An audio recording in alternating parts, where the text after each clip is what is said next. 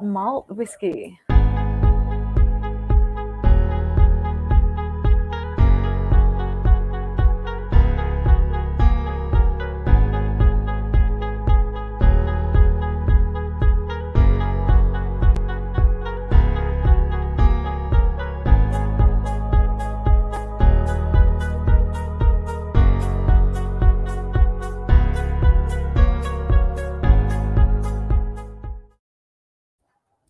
Ladies and gentlemen, wherever you are in Australia or indeed the world, welcome to the virtual aspect of the Whisky Show. My name is Scott Fitzsimons, and sitting to my left and probably your right is Amanda Back. Hello, everyone. Welcome.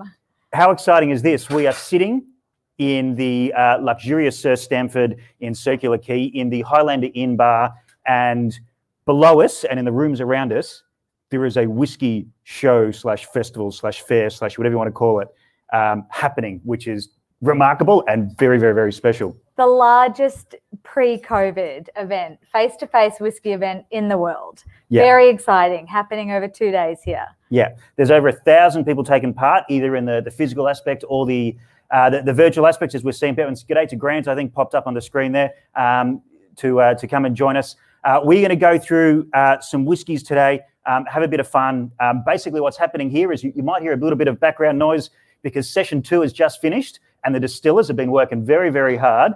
They're all coming in to grab some grub and pour some whiskey. So we're going to grab a few of them and pull things around. There's a vibe, isn't it? There's such a vibe. It is fantastic to see people getting amongst it, trying whiskies, getting face-to-face and enjoying life again. Yes, enjoying life. Life again. You need whiskey to join. And Andrew, g'day from down in Melbourne. Look, we're kicking off in Sydney for the first one, but watch this space for things happening all over the country. And excellent segue, thank you very much, to the virtual pack, which I know hundreds have gone around the country. Some lovely university students donated their time, I think, to help the organisers here put thousands of these bottles together. The way we're going to work today is we're going to talk for about an hour with myself and Amanda and grab some people in as the distillers come through.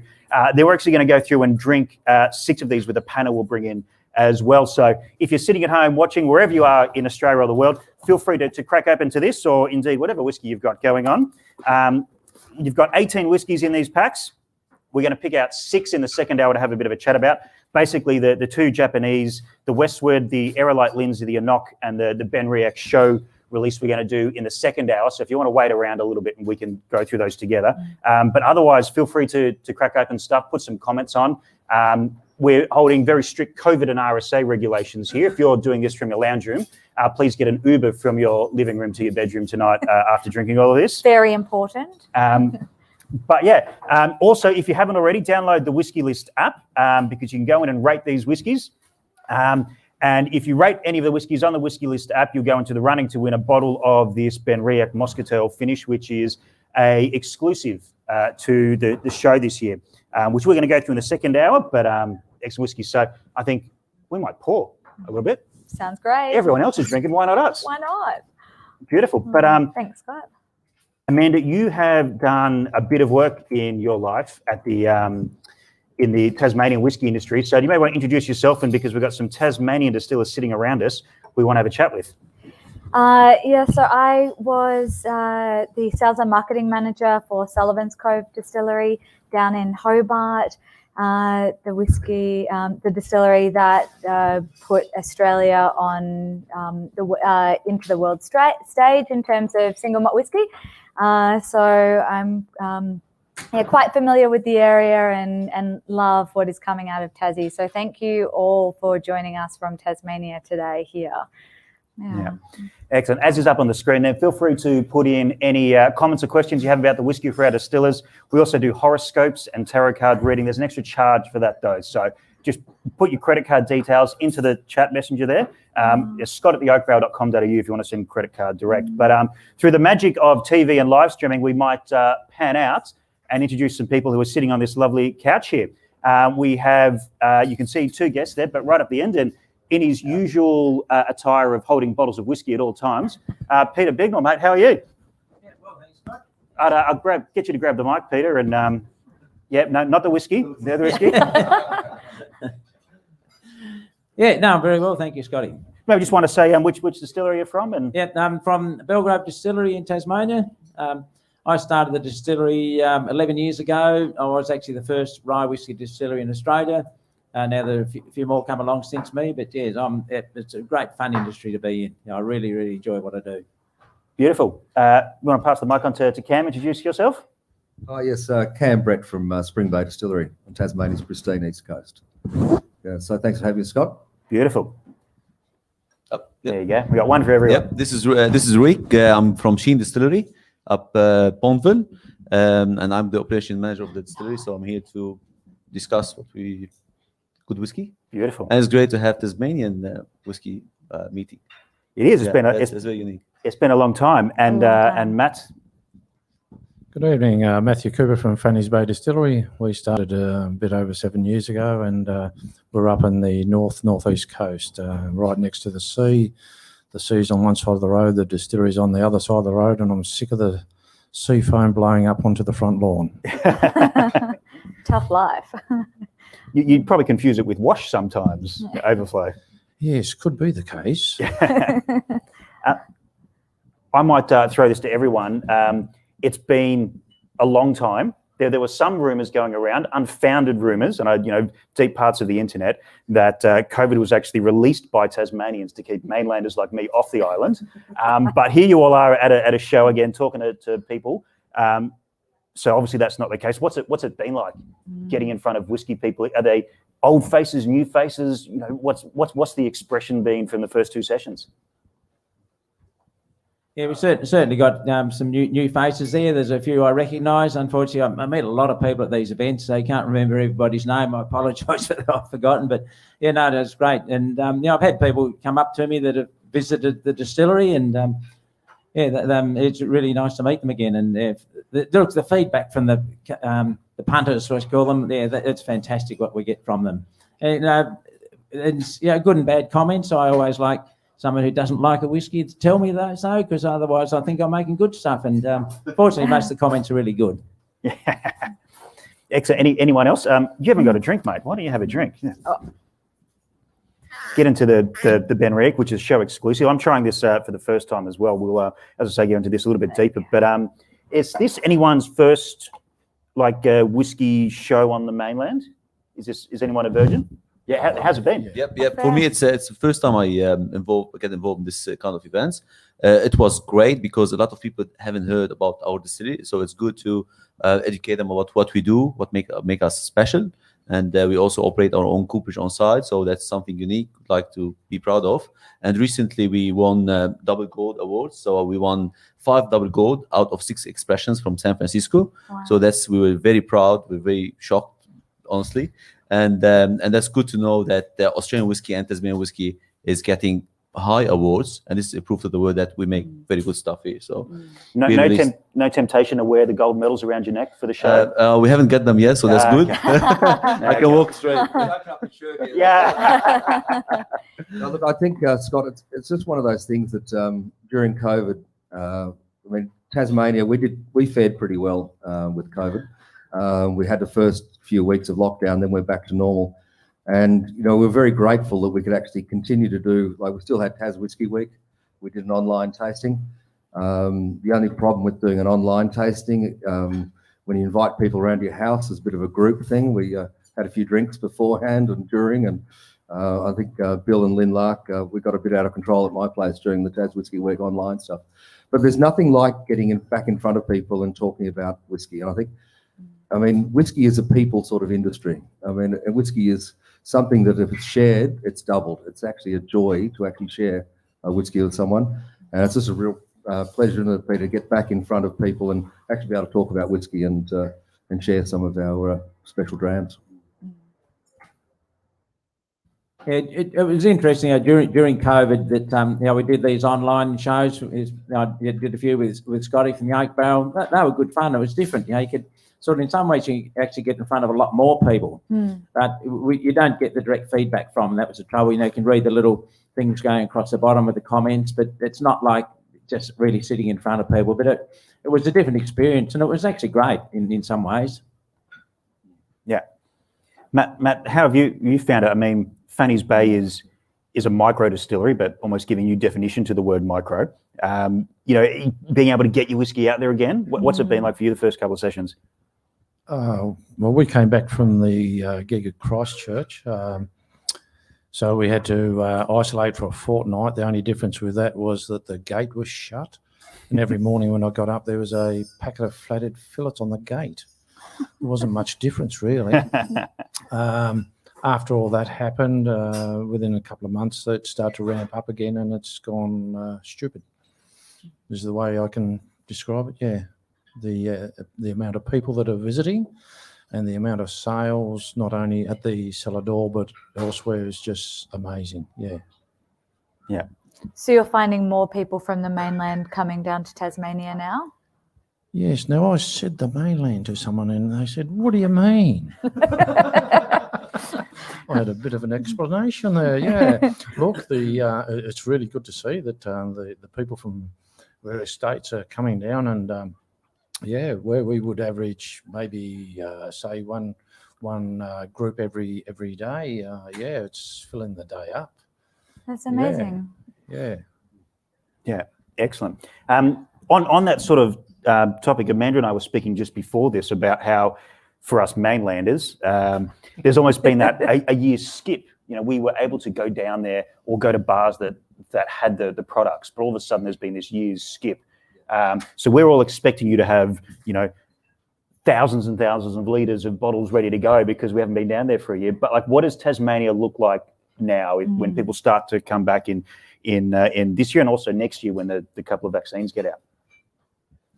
Well, for the first couple of months, what it did for us gave us an opportunity to build up our stocks, because most of ours, when we were doing 1 or 2 barrels, sometimes more, they were disappearing, just walking out the door. So for us, it's given us a chance to get a bit of a backbone of stock there. But since then, that stock's disappearing fairly quickly. It worries me. I don't know who's drinking it.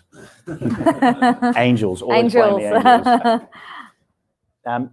You guys, like, you know, when we all come to visit, and hopefully if you're watching the live stream and haven't tried some of these distilleries, jump on their Facebook pages, jump on their website, start interacting. You know, what can we expect from Tasmania and you guys in the next 12, 24 months?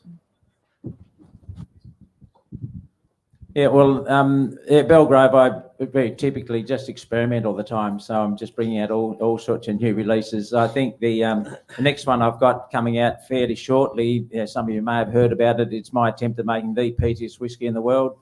So it's got nicknamed the Bogan Burnout, because when it was new make spirit, it really did smell like burnout rubber.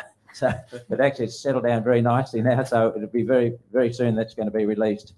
Peter, anyone who's tried Bogan Burnout has not forgotten about Bogan Burnout. The drifting whiskey. The drifting whiskey, The drifting whiskey.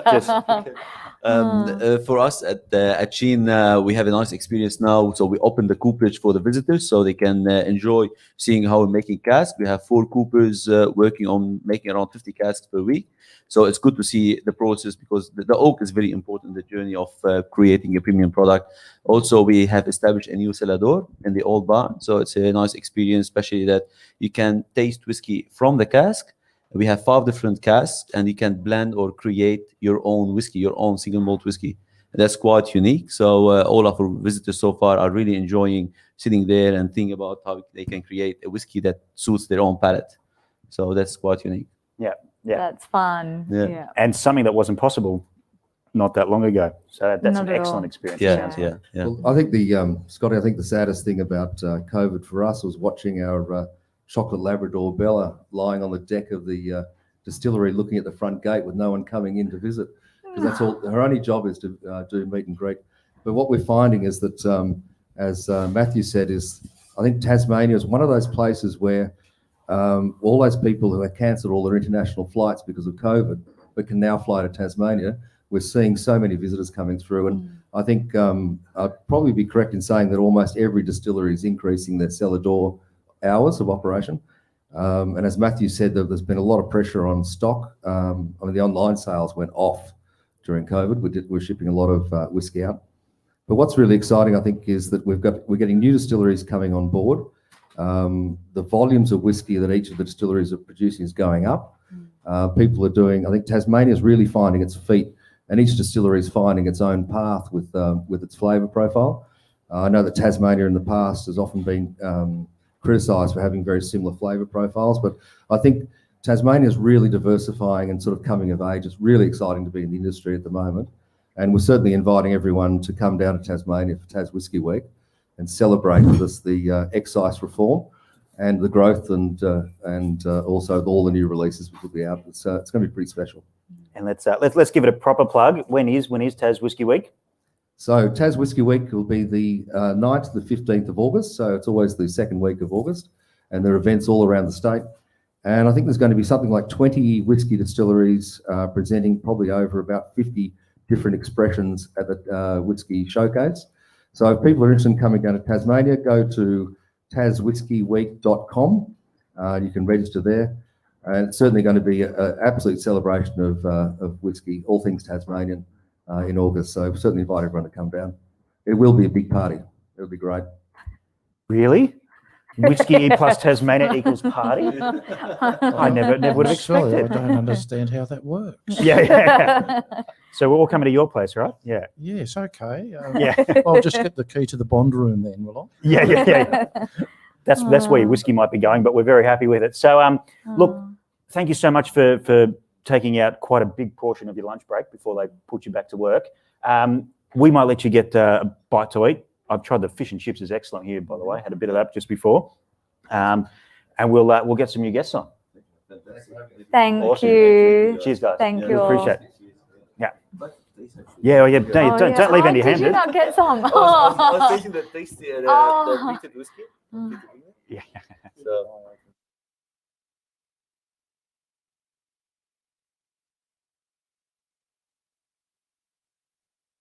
Because we're still live, so we're keeping our eye open for something. Did you want the world to know about it or not? Keeping our eye out Because the for. world's about to know about it. Okay. We're about to release a 100% wheat whiskey. Wheat. A wheat whiskey. Yeah. Excellent. 100%. Wow. And where's the No wheat from? enzymes used, no other grain used. It is a Victorian wheat. Yep. And it's called the Comedy of Errors. The Comedy of Errors. Beautiful. Keep an eye out for that. It is beautiful. Wow. Fannie's Bay Comedy of Errors coming this year. We're going to say this year. Jump on that website. We have some Thank you. new special guests joining us from not that far from Tasmania, but South thank Australia, you. and a You can state that take I that left at one. about 10 a.m. this morning after driving through Hale at 6 a.m. this morning from the Yarra. Do you want to introduce where you're from and your names? And you're treating that right, Fitzy, by putting I whiskey love into glass. this. I don't have a straw, otherwise it would be. There's just a microphone there if you want to grab it. And Well, I'm from the Gospel Whisky Distillery based in sunny Brunswick in Victoria. and your name? Oh, Andrew. Sorry, it's been a long day of pouring and drinking whiskey. Hi, I'm Naomi from Chief Sun Distillery, and we're based on the Mornington Peninsula, so not far from the Yarra Valley. Yes. And I'm David Pearce from Five Nines Distillery up in the Adelaide Hills. Beautiful. Do you want to throw the first grenade, Amanda? Oh, okay. How does it feel, Victorians? Like, getting out and being able to actually see people and share your whiskey with people again.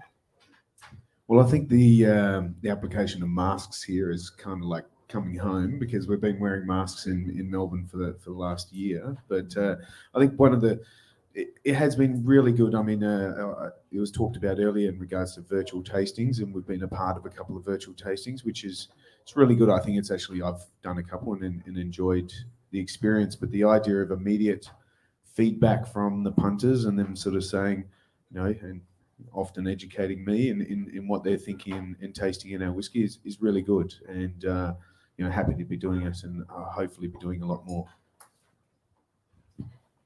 Yeah, exactly. It was a really hard year in Victoria. Like, we were locked down for 8 months. So it was a bit traumatic having to put the masks back on. So thanks for that. But like Andrew said, like it's been awesome to invite and get people back into the tasting room, especially and even here today to talk about all things whiskey. So it's just awesome to get that feedback and just see people we weren't allowed to see people for such a long time. So long. And this last year where you have been just bunkered down and working, what have you been tinkering away at? For us, we didn't stop working. So thank you to the government for making sure that alcohol was an essential service. So, It would have been riots. It would have been cities burnt to the ground. So we actually, we really worked on our website and got our online sales up and going. And like Fannie Spring Bay was saying, like our online sales went through the roof as well. So we really worked hard. We launched the Tannist. So that was a whiskey that we affectionately call our COVID whiskey. And that was launched to the market as well. So we worked really hard during that period. Oh, brilliant. Excellent way of asking a question before it was, answering a question before it was being asked. Question from the live audience here coming in, how are online sales during COVID? And I think everyone we've spoken to today has said pretty strong. Piercy, you're in a bit of and if I may call you Piercy, don't know if anyone does, but I just did, so too late now. You're in a really interesting position with 5 Nines, start of 2020, guns blazing, ready to go, ready to release. The world implodes. So, I mean, how did you go with, perhaps not having it as built-in an audience as other distilleries had in that formative part? Yeah, look, it was a really hard time to actually sort of release our first whiskies, and I think the live streams, certainly things like the oak barrel whiskey tastings, etc., were fantastic to sort of introduce people to our whiskies, but to not be able to do the face-to-face events where you can get that direct feedback and see people see the light up of someone's face when they're drinking your whiskey was really tough. Like the virtual whiskey tastings, like Peter was saying, you get bigger reach. You can reach into the people in the country that maybe can't get to the face-to-face events. But yeah, we really missed it. Yeah, and excellent comment from Andrew on the chat there. Barely browse stores in person nowadays. Normally order online to be delivered or order click and collect. And I think that's been a really interesting part of getting, traditional bricks and mortar stores to replicate that experience. But how's it been then for the first 2 sessions of actually a lot of people, presumably it's their first 5 Nines experience? Yeah, it's been absolutely awesome, and look, the feedback has been great. Some people we brought 4 whiskies along for people to try. Very different whiskies, and some people love them all. Some people might like 2 out of the range, and it's just great to see the love of whiskey and people just sort of liking all these different expressions, and just getting that face-to-face feedback is brilliant, and it's really reassuring. We're a relatively new distillery. We only started distilling 4 years ago, so we're still learning, right? And it's great to be, reassured that what we're doing is actually making what we thought was great whiskey, and people are now giving us that direct feedback. So, yeah. Yeah, awesome. Speaking of which, do we all have a whiskey? No. And I was going to say, what's in your hand? I BYO'd my own whiskey, so Love it. I don't like the dry times.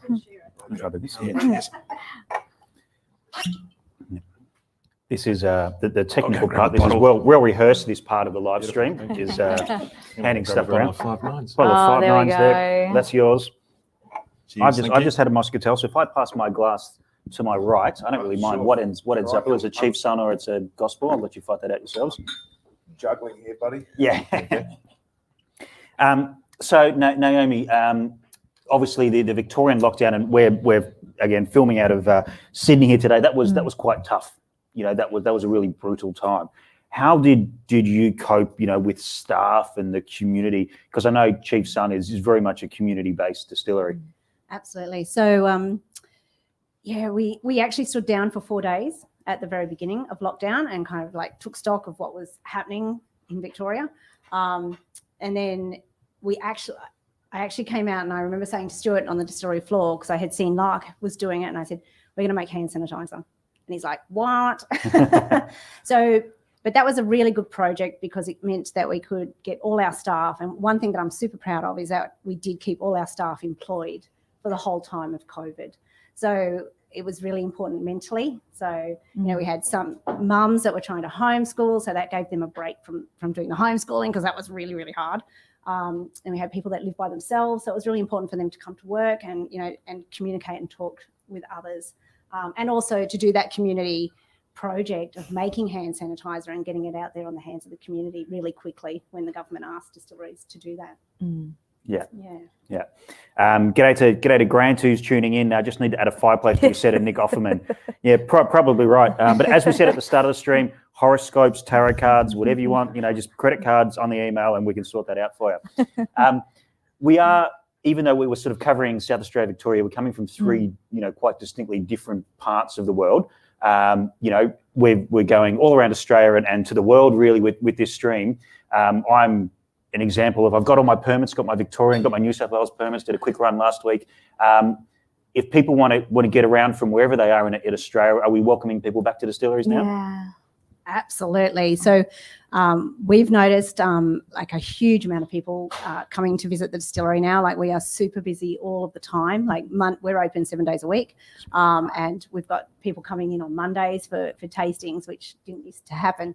And it's great. Like, I think the one thing about COVID is that and obviously the closure of international borders, people are really discovering what's in their backyard. So we are getting a lot of people visiting us from Melbourne, coming down to the peninsula, visiting us, and spending their money, which is great. Like, and it's really good. And it's following that wave, I think, now of support Australian and support local businesses. And I really feel like it's a huge wave and that it has continued on. And I feel like it's going to continue. And we've got such a great range of Australian whiskies.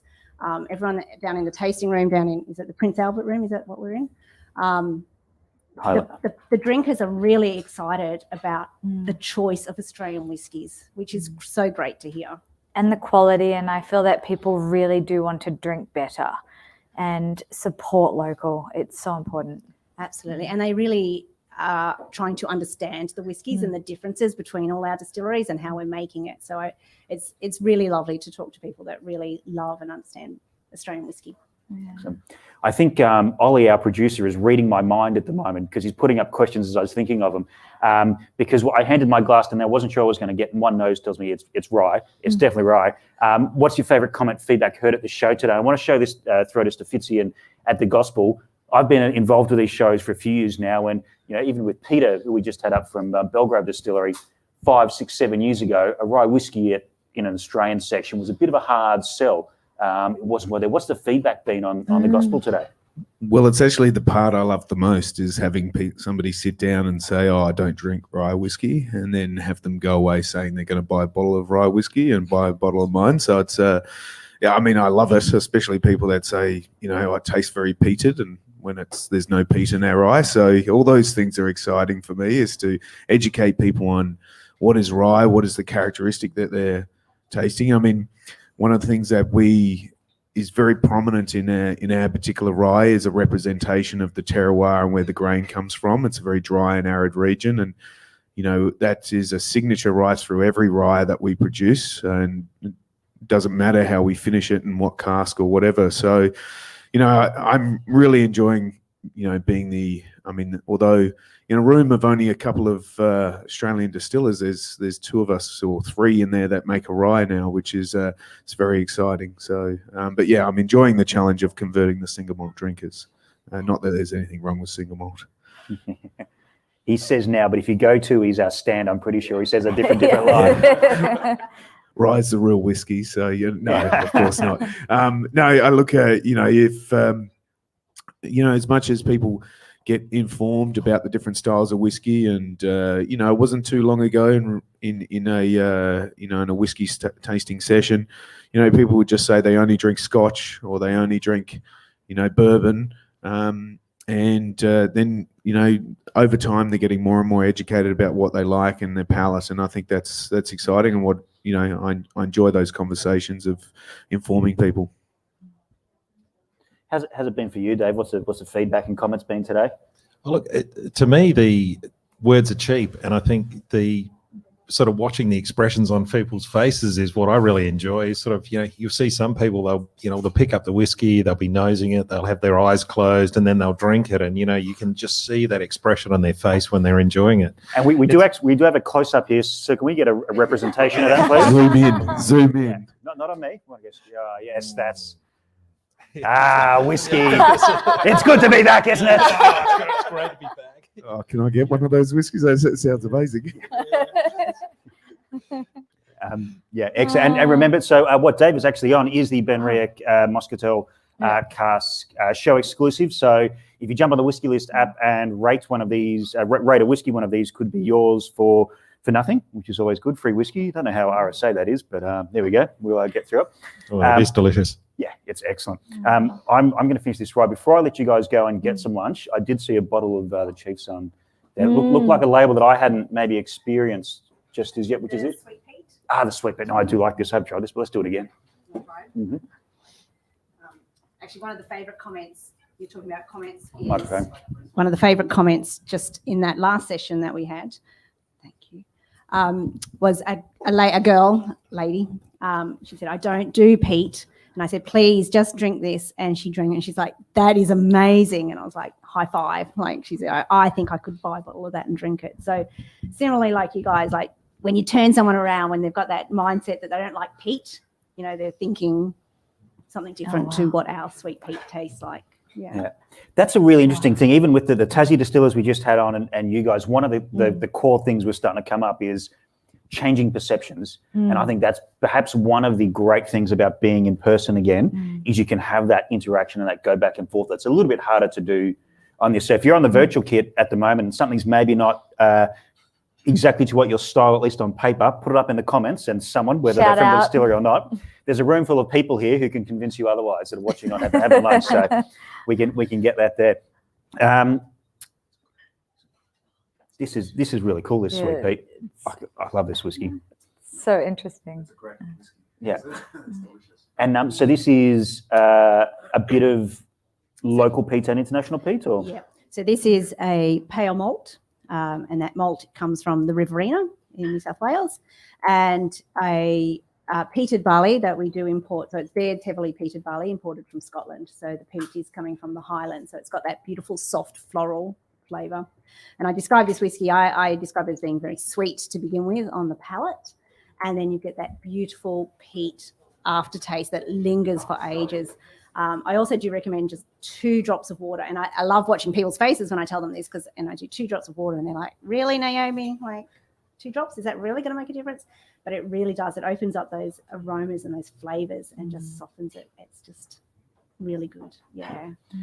I can see some quite ugly faces from Archie Rose coming into the room here, and I've seen them. I haven't seen you guys in the flesh for so long, and I've seen them way too often. So before we let you guys go, maybe for people who aren't familiar with, we've sort of got some ideas about Gospel and Chief Son, 5 9s, 30 seconds or less. When you buy a bottle of 5 9s, what do you expect? What's the experience? Look, we're trying to make really interesting whiskies. We can't compete with the big guys as far as consistency of our products, so we're actually going completely the opposite way. So we're trying to source some really interesting barrels from Australia, South Australia's fantastic wine industry and fortifying industry. So we get access to, I think, barrels that are just sensational. And so, like the one that's sitting there, it's a liqueur Frontignac cask.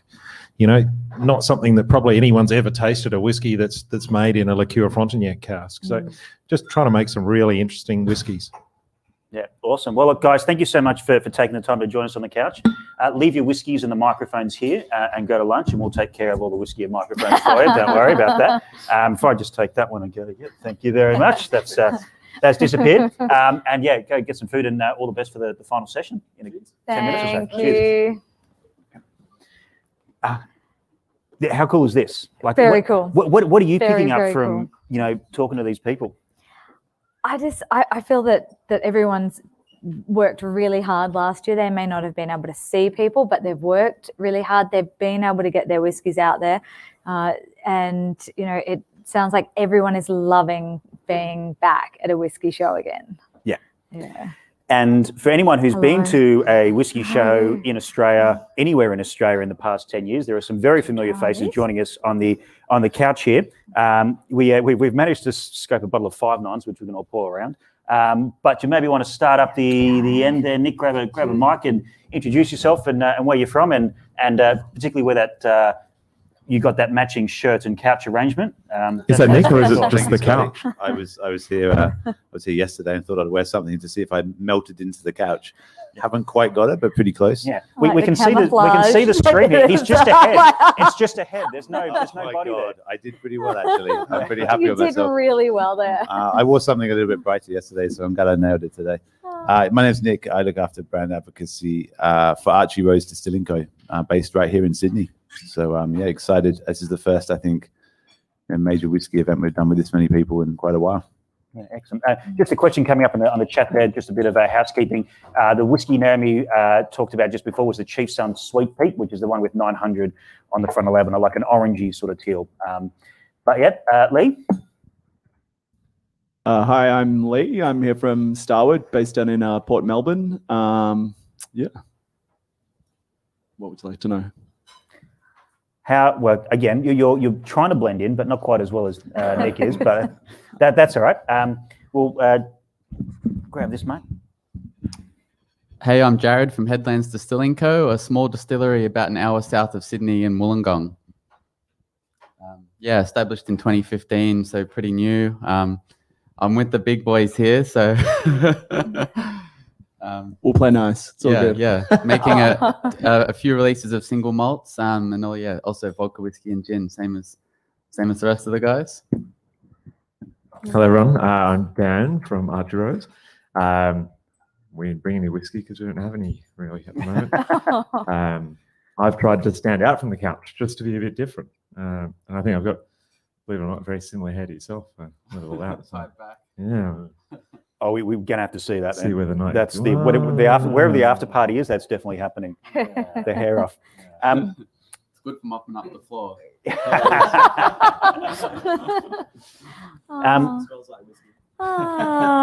Mate, you've just been described as a weapon on the chat by our friend Grant Wilson, and feel free to come in here. But mate, Headlands Distilling, we've been lucky enough to watch this distillery from very humble beginnings come through. Everything you've done has been very, sustainable and organic. And your whiskey came out last year, and we've got some hardened veterans of whiskey shows and whiskey festivals here with us.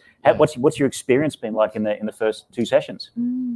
Yeah, great to just have a face-to-face with everybody, and particularly whiskey experts. We do a lot of farmers markets, so you'll get people who aren't into spirits coming up, and you gotta put a lot of effort in them telling to you the story, and then they find out they don't like whiskey 5 minutes in. So it's good to have a crew that actually everyone appreciates whiskey. You're giving your story, your passion to someone who actually appreciates what they're listening to. They're not looking for like a present for their brother who drinks whiskey. They actually appreciate whiskey themselves.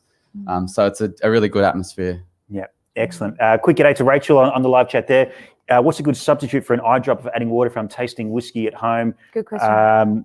A straw. Yep. Try not to use plastic straws. Spoons, Yeah, a jugs. little teaspoon. Yeah, anything. Yeah. Anything. Don't Finger. Finger. Yeah. Finger? Okay, fair enough. So Jared, do you maybe want to give like the 30 seconds, hold up the bottle, Headlands, give us the spiel? Yeah, so we're doing 2 kind of classic releases, and a Para cask and a muscat cask finish. We actually bought the wine from Seppetsfield and had master cask season the barrels because we couldn't actually get access to those Seppetsfield casks. But then after we did this release in December last year, we got an email saying, hey, we've got a bunch of 40-year-old muscat casks ready, and we just spent a year seasoning, and so that was pretty annoying. But this is from a seasoned cask, and this is more of a classic style, but we're also doing an Illawarra plum cask whiskey. We make a liqueur fortified wine from a native bush tucker fruit, a 2-year-old barrel aged, and we're finishing a 4-year-old bourbon cask whiskey in that Illawarra plum cask for release this Christmas. So that one will be, it's only small batch, but it'll be pretty special. Yeah, and if you can get your hands on the plums, that is an experience as well. Yeah, if you have any Illawarra plum trees growing around Sydney or Wollongong area, I'll trade alcohol or money for them. Once Or again, a You hug. heard it first here.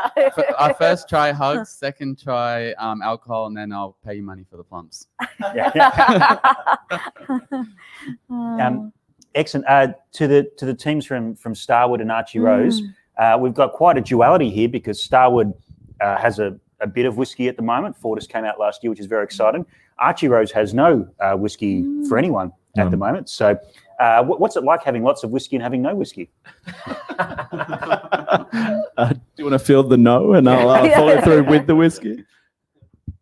Well, it certainly makes giving tastings of whiskey at a whiskey show slightly more difficult. Yeah, I guess we'd have to be here. We've had a little bit of single malt available, but certainly we have had some pressure on our whiskey stocks. So, yeah, I guess certain award wins do put pressure on your kind of pipeline and what you thought you would have, and also as well making whiskey here for the first time. Archie Rose, ourselves, making whiskey for the first time. You don't know how quickly or slowly things are going to age. So it's certainly been a bit of a challenge, but also I think, we didn't plan on COVID either, and kind of people not actually drinking a nip in the bar, but everybody having an entire bottle at home, which is a pretty cool thing. So nor did we plan for the award win, which was in hindsight foolish, but yes, we should have thought about that previously. Yeah. But of course we've got other spirits as well. Our vodka and gin, and we've got some rum coming online later this year, and something blasphemous very soon to hit the headlines, which is pretty exciting. But yeah, we're getting there. We've still got a bar slinging some great drinks. So if you're in Sydney and near Rosebery, head on down for a drink and say hey. We've got some whiskey there, by the way. It doesn't matter how hard we whip our distillers and to tell them to make it faster. They just refuse to make it any faster. I think it's quite outrageous. Whiskey has its own timeline there. Oh my goodness gracious! I've been there. Yeah. But I was going to say, you're doing sales for Sullivans. You must have some tricks you can pass on to people about getting them to work harder.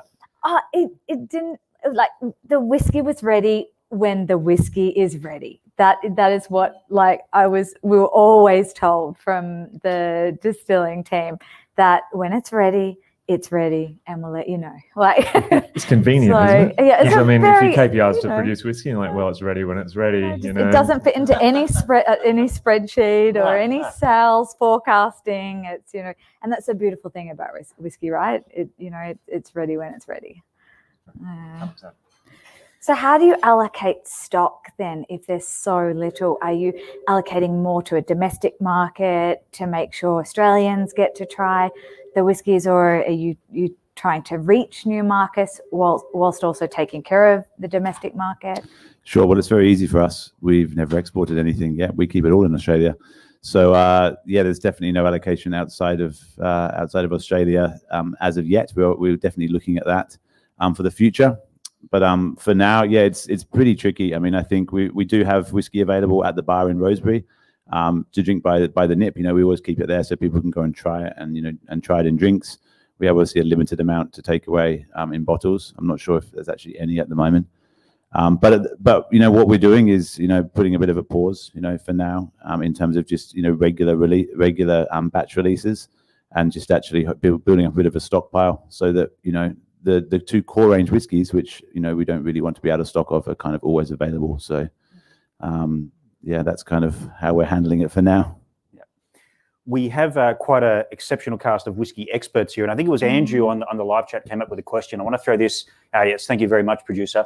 To Lee, because I know you've tried a lot of whiskies and you've obviously spent a lot of time in bars as well. What is your recommendation how to cleanse the palate between tasting different whiskies? And we've got people at home drinking 18 different whiskies at the go. So it's probably not the answer that I should give, but I would definitely say a lovely crisp lager, maybe a pale ale, depending on the whiskey you're drinking. No, but if we're having a serious tasting, just something, a lightly sparkling water, something really neutral. You don't want to go too heavy on mineral water or anything like that. A little bit of green apple, something, helps to have coffee beans nearby if you want to reset your nose. Otherwise, smell your skin. That helps too. I don't know why that works. It does. Yeah, I think just that's kind of a professional tasting though. I think in my mind, if you're drinking whiskey, it's to have fun, right? So smash a beer. Lee, can we smell other people's skin? I don't think it works that way. Daniel Hutchins, Reed brand ambassador for Archie Rose. It's worth exploring new options. Yeah. It's an important. So, we've spoken to the other states about going and visiting them. Our live stream audience are probably wondering how to come and visit you guys here in New South Wales. Is skin sniffing of other patrons, commonplace in the Rosebery Distillery? Or Do you want to field that one, Nick? Yeah. I think you seem to be the expert, Daniel. Take that one. I think you've dug your hole. In Wollongong, anything's fine. With a mask though, with a mask. Yeah. Nothing. For me, we've been talking about it a lot today, and especially doing shows. We're doing 3 hours of whiskey tastings. For me, and I know you've been there a few times, Scotty, and a few other people as well. You get to the end of your whiskey session, and really, you just want the antithesis of whiskey. You want something that is not malted anything, hasn't been anywhere near any kind of wood, and usually for me, that ends up being tiki bars. Like, give me a good pina colada. Is what I'm talking about. Basically. Love it. Palate cleanser, pina colada. That's the first time I've heard of that before. Heard it here first, folks. Yeah. I heard in Dramfest in Christchurch, one of the greatest whiskey shows anywhere in the world, Pinot Noir is an excellent dram cleanser at the end of the night. Can neither confirm or deny. Coming up from is this your first whiskey show / festival type environment? Yeah, we do farmers markets, but it's definitely my first whiskey show. Yeah. So what's the feedback been like for you today? And I'm going to subject a little bit. Cracking label, absolutely cracking design on that, guys. It's got really, the really kind like of the designs, the swells wrapping around the headland. Yeah, you can see that on there. It's a bit hard to see. Unfortunately, though, you can't drink labels. So what's the feedback been on the actual juice? Yeah, really nice. Yeah, people are loving it. It's pretty smooth. We haven't got a whole lot of spice in it. So the muscat cask particularly, which is my favorite, I got a bit of a sweet tooth. Goes down really easily. It's starting to get a bit of sweetness, cocoa flavors happening at the back end. Nice preserved fruits, raisins. So it's tasting really well. This one's just about to tick over to 5 years in June. So, but as soon as it hits January for me, it's 5 years. I don't count them months. Are you the only one who brought a bottle of whiskey onto the table? There's a couple. I brought two. Oh, So good, okay, because we bought one. I also bought some Starwood. You used Starwood, yeah. Secondary market, Yeah. It's a rising tide, isn't it? So what did you bring? Well, I think we're going to crack at Headlands as well. I'm very excited about this. Beautiful. Yeah, this Headlands' first ever whiskey show in what we understand to be the first in-person whiskey show / festival anywhere in the world post global pandemic. We can get behind this sort of action. And for those of you who are at home trying out whatever you're trying in the order of the tasting kits, as I stick my head that way to look at Jared. Hey, all right, mate? no sniffing skin, all right? Yeah, well, but sorry, it's Headlands, it's not Archie Rose. In the current environment of New South Wales, and this is what I love about what Dave and the team at the Whisky Show have done, is react very quickly to a moving situation. So everyone is seated when they're trying their whiskey, as is everyone in Sydney. So you're drinking whiskey exactly the same way we are when you've got a virtual pack or here. I'm not. You've had your go. I want to see these. The heavyweights, as I think you described them earlier on. What's your first impressions of the Headlands? Give that a nose. It's the preserved fruit, 100%. Definitely.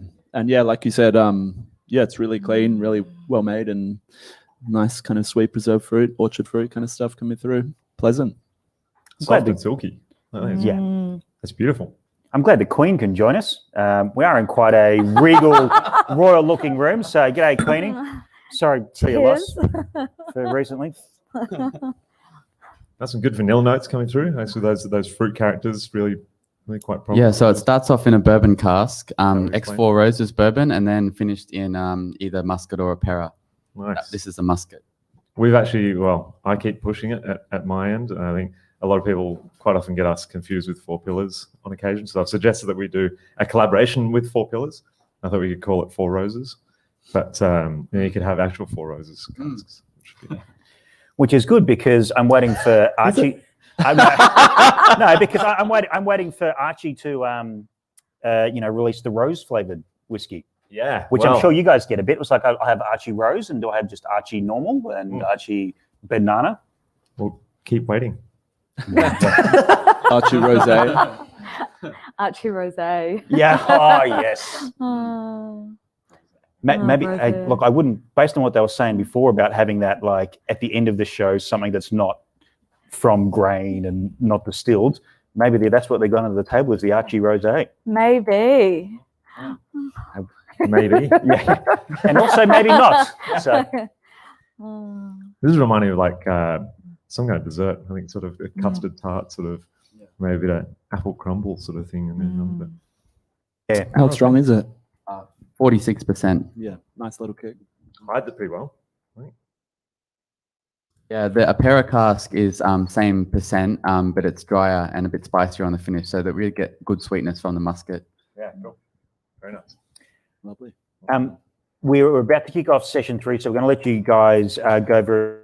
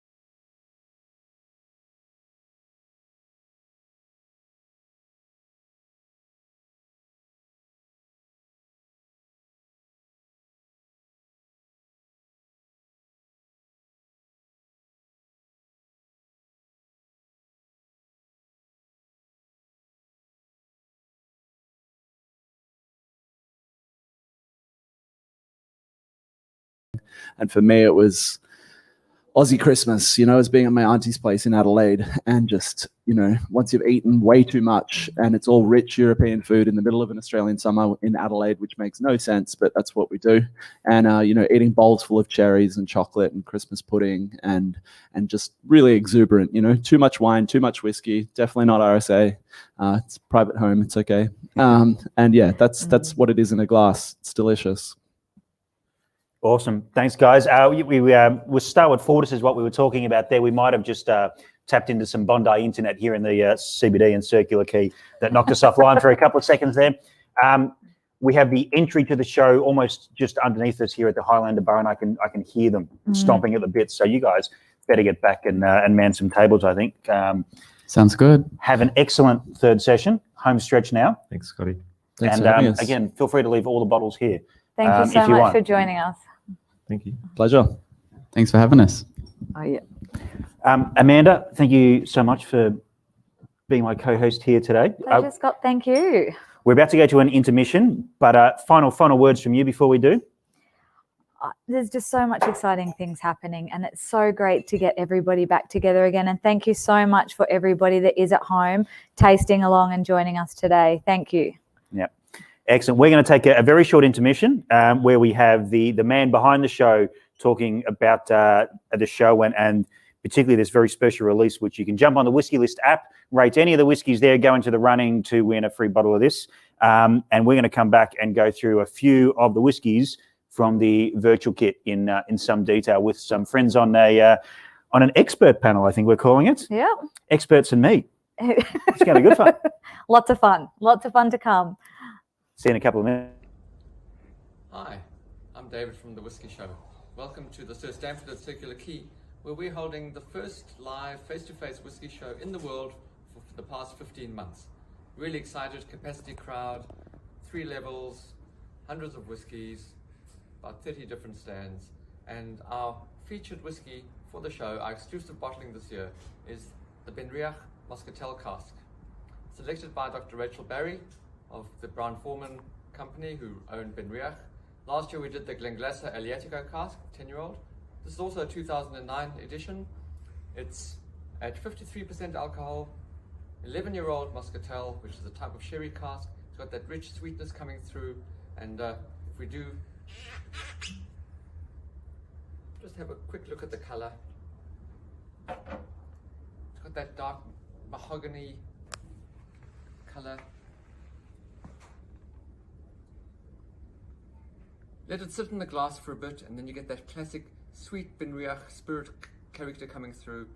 This is a release of 310 bottles from the cask. It's a hogshead, which is typically a 250 litre bottle, a barrel. And we were sent a few years ago a handful of samples. And I remember the day vividly, sitting in the offices, the Benriach offices, with the guys, sampling the cask, and this was by far the standout. It spent another year or so in the barrel until it reached us. Luckily it got to us in time for the show, and we're pouring it at the show. It is available, 310 bottles on the planet of this fantastic whiskey. It's also the first cask edition, single cask bottling from Benriach with their new packaging, the new labeling, which they've taken years to develop and released last year with their core range, and now this is the single cask edition bottling. Enjoy.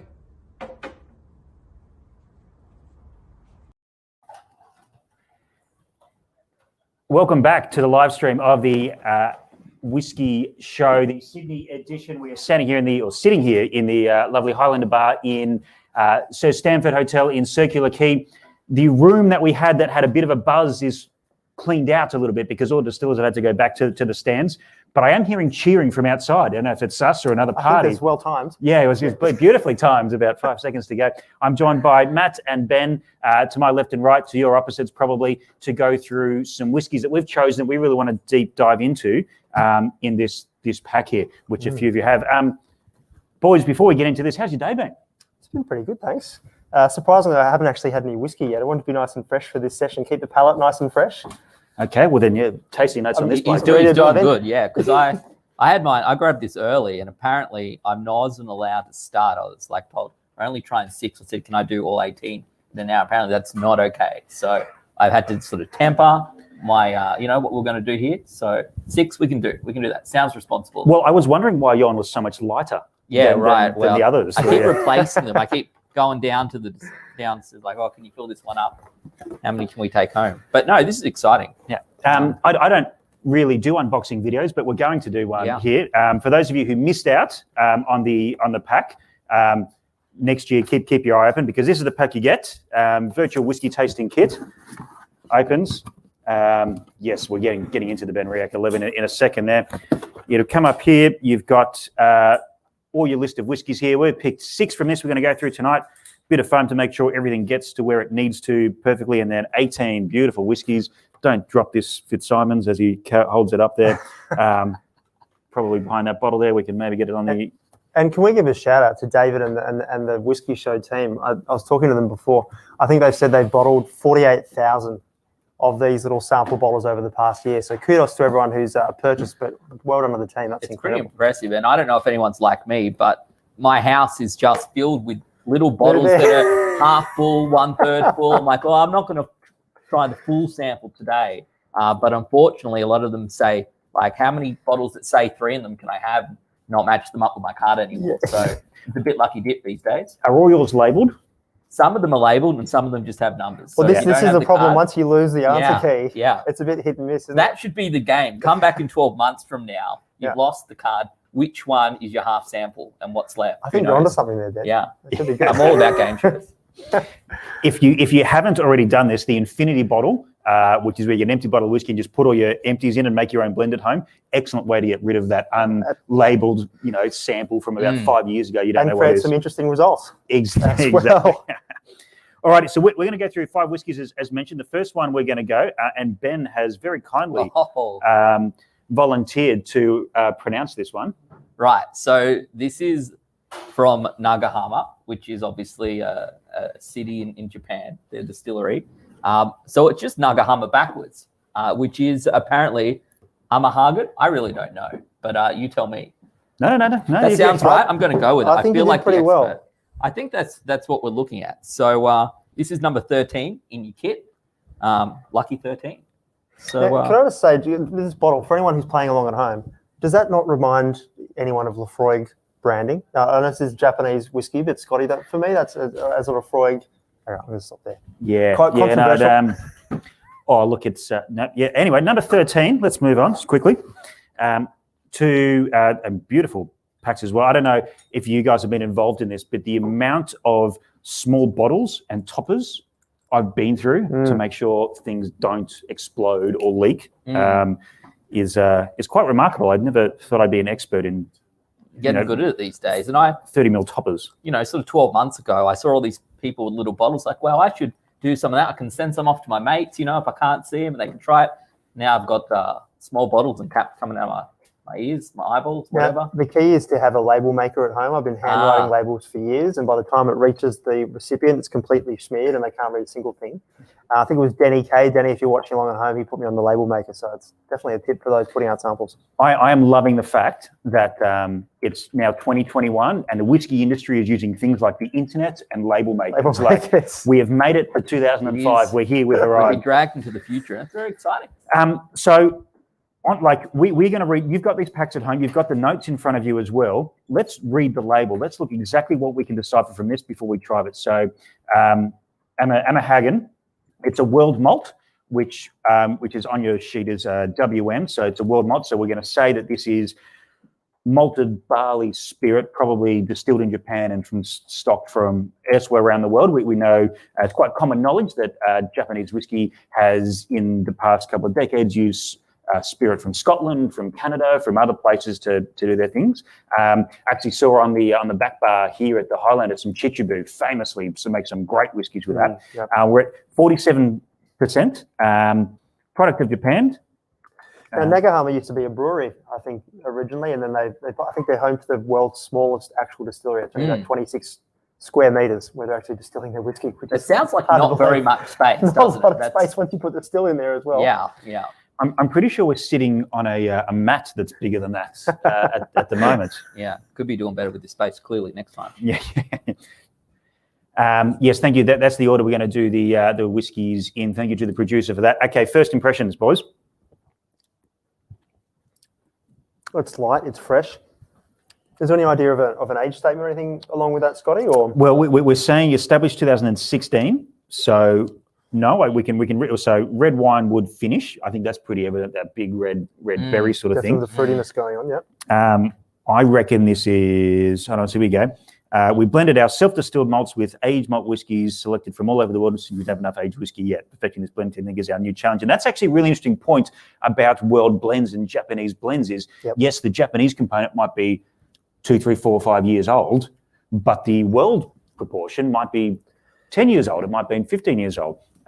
So I think, in this case, it's we go by flavour. Age is not really a matter for this whiskey, if you know what I mean. Yeah. I mean, I find it interesting because with the Japanese whiskies that I've tried, typically Japanese whiskey is made to be consumed with Japanese food. So often it's a lighter style whiskey because you don't want it to overpower sashimi, sushi, seafood, that sort of thing. So I think the idea of a Japanese distilled whiskey blended with older Scotch is really interesting. So, has an opportunity to change that perception and that profile. Yeah. And please take what this two experts plus me panel is talking about with a grain of salt, because we really don't know what we're talking about. This is all... I'm literally just here, and what I do is I open my phone and I go to the Whisky List app and I look at what other people have rated it. I'm going, do I agree with that or not? And again, you can win a bottle of this if you rate something. Do we have a rating for this whiskey? Let's have a look. If we view it on the website, let's have a look. And if it's up near 4 stars. So six reviews so far. Yep, loving it. So I'm just going to give everything lots of reviews today. So I love it. This is what I'm going to do. I don't know what happens if I win, though, by rating all the whiskies, but I guess I'm home with a free bottle. Donate to a charity of your choice, I think. All right, let's. That's where we're going to move reasonably quickly. And again, as we said at the start of this, if you don't need to keep pace with us, and the best thing about the virtual aspect of this, and now that session 3 started, don't let me hear this. you can drink a little bit and you can do it tomorrow. Yeah. And you do the rest the next week. Whereas when you leave this one, you can't take any of it with you. So let's move on to number 2, which is another Japanese whiskey. And this one is quite special. We're going to a single grain now from the famous Highlander Inn. Had some great drams from the Highlander. And as we pour this out, we're really interested to hear from people who are watching at home. You know, what order have you tackled these whiskies in? You know, was there a certain sort of method to the madness today, or did you literally just go from number 1 and work your way up? We'd love to hear from you. In which case, maybe you're not at 15 yet. I don't know. You're only doing a good job. But so am I right in believing that the Oishi with Suki part is like delicious whiskey? I think it's delicious whiskey. Now, is the green, is that grain? That's what I'm wondering, right? Because if you say this is what? This is a single grain whiskey? It is, yes. And we're moving in flavour profile, not price point or anything. And LXH, if that is your real name, says... Nagahama, favourite whiskey tasted so far. So interesting feedback. But we're not moving we're moving in flavour profiles. And so even though this is at 63.9%, it is definitely not mucking around. And I haven't tried this yet, so I'm assuming this is going to be still that single grain, and some of the other things we're going to get into is a little bit bigger.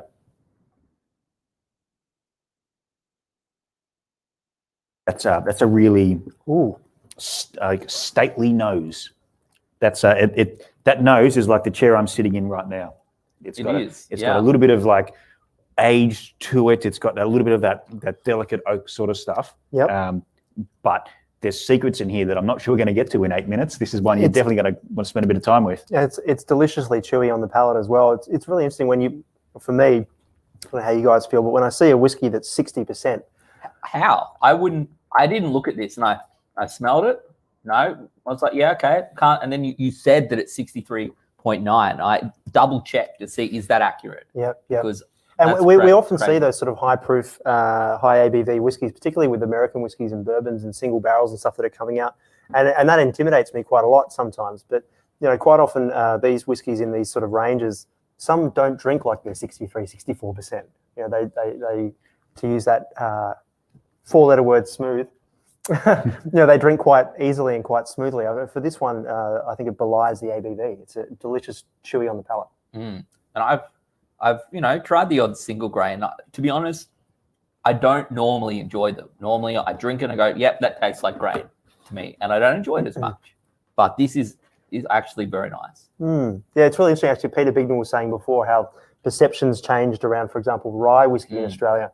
And you'll meet people who they love that flavour of rye or the flavour of grain. Where do you sort of sit with that, Scotty? I love it. I really, really love single grain. And this is a 14-year-old in a sherry cask. So, you know, we should mention that as well, that it's got that fruit influence. But if you want to drink 30-year-old Scottish whiskey, not single malt Scotch whiskey, or if you want to drink single malt, you mortgage your house and your car and your dog and anything you own to pay for it. But you can drink quite old. Yes, I don't know. We haven't got to this yet. Don't know what this is, but I can see it out of the corner of my eye. I'm sure there's something coming for me. But like to drink 30-year-old, single grain Scotch whiskey is a really beautiful experience. And you get that age, and they tend to be very front forward whiskies. If you know what I mean. They're like heaps of aroma. The finish, admittedly, is not as long and not as complex as some single malts. That's coming from barley. You know, that's what barley does. That's why we love it. But if you're using wheat or corn maize or something else like that, you can brew these beautiful, expressive single grain whiskies. And I think this is particularly on the palate, what you were saying about being chewy, really, really expressive. Now, where would people go to find, what sort of distilleries would they go to find a 30-year-old grain whiskey? So there's a few in Scotland, and they don't often get bottled as single grains because they're blender fodder. But you're talking about stuff like Cameron Bridge and North British and Port Dundas, which doesn't exist anymore. So North Star would, put a few. Yes. So North Star is an independent bottler, but Signature Vintage have done a bunch. You've also got, Gordon MacPhail have done a bunch, and they're starting to see a few of them pull through. So I think it's really interesting, and I love that the Highlander Inn have gone, now this is something we want to be part of. And I think it's still there for me, and I guess that is the high ABV coming through in the end. But I put that down a good minute ago, and I can still. So it's there, as Grant says. Is your breath still there? Because he's saying this takes your breath away. Look, I came in today and I had garlic pasta for lunch, which is probably not great for tasting whiskey. But I don't think that's going to be a problem for me anymore. I've been walking around like this all day at the show trying to keep my breath, but I think it's fixed. I have to say though, Ben, having strongly flavoured foods like that and then trying them with different sort of whiskies, you often get quite interesting byproduct flavours coming through on the palate. Obviously, garlic is a strong flavour. But if you experiment with rye, experiment with malted barley, actually, I find that quite fascinating sometimes, experimenting with different foods and different flavour whiskies. And we probably didn't do as good of an intro of people because we want to get straight into the whiskey, but I think that's an excellent segue for Matt. Please tell us a little about what you do and that sort of stuff. Yeah, sure. Hi, everyone. My name's Matt Whisker. I'm absolutely honoured to be invited to sit on today's panel. Those of you from the whiskey industry would know me from a project that I work on called Whisky Uncovered. This is my mate Steggles, and he's actually our official mascot. So we've been doing Whisky Uncovered experiences for about 5 years. Essentially, we do whiskey and food pairing, but we do it in a really relaxed setting. So we've been fortunate to meet a bunch of great people internationally and around Australia and work with a bunch of them as well. So it's great to be here. Thanks for having me. Yeah, excellent. LXH, favourite whiskey so far? Yeah, I thought, yeah. Yeah, it's actually mine too. I guess I've only had two, to be fair. But isn't it great, like the virtual audience is sort of replicating the physical audience we have here with tends to be the higher ABV, the bolder flavours by the end of the night. They're the ones that are coming through. Shall we move on to number 3? And we're getting into number 18 in the pack, which is the Westwood Pinot Noir cask, which I believe is the debut of the new packaging for Westwood in Australia. Looks great. Looks absolutely stunning. Very premium. Thank you, Star Wars and X-Wing fighters, for inspiring everything designers done in the last 20 years. Sorry, past 20 years. That's horrendous English to say last 20 years. Are you much familiar with Westwood, Ben? I did jump on there was a Westwood tasting a couple of months ago, and I hadn't tried it until then. I was like, okay, American single malt whiskey, don't see that all the time. How's it going to be? And I'll be honest, I got a bottle as part of that, and the bottle lasted maybe 2 weeks. So I enjoyed it far. I had no expectations going in, and I absolutely loved it. So I got to tell you, Westwood, from what I've spoken with people about, it's a polarizing whiskey in that people either really love it or they don't particularly like it. But to your point, Ben, it's a really easy drinking whiskey. It's a great everyday drinker. Exactly. Big shout out to Miles, the head distiller. I think last time we saw Miles, we were drinking beer out of a shoe, weren't we, Scotty? Maybe. I have the same shoe on my foot right now. I do have it right now. So is Dave in the room, or is he doing official duties? Because I don't know if I'm allowed to do it, but if Dave can't see it, then we might get into it. Lewis, thank you for joining us. Waiting to try this one. Colour is beautiful. I know Grant's very keen on this one as well. This is a Pinot Noir cask. This started as a distillery exclusive. They've got their own whiskey club around the distillery in Portland, Oregon, and they, was released to them. It was a special release done for Australia, and then there was about, I want to say, maybe 5 or 10 cases of the previous one came to Australia, and that sold out. When saying 5 or 10 cases, we're talking like 60 bottles for the whole country. So I haven't tried this new version, and I know that they move around their Pinot Noir suppliers a little bit because Oregon, excellent, cool climate, Pinot Noir, Chardonnay sort of country. This is essentially the single malt, aged for generally about 2 or 3 years. And again, don't quote me on this. As you say, Miles will yell at me if I get this wrong. But then finished for anywhere from 6 to 12 months. It's not a set finish. It's a flavour sort of conversation. So when it's ready, it's when it's ready. Yeah, exactly. I learned that today already. It's really interesting. On the nose, it's definitely got that house style, very biscuity, very oaty. But gee, the red wine comes through on the. It's really very, bright red fruits. Very different, I think, to the standard. Kind of jammy as well. And what do you think? Yep. Well, my first impression is, and I was a little bit nervous about this, being 45% jumping up down from 63.9.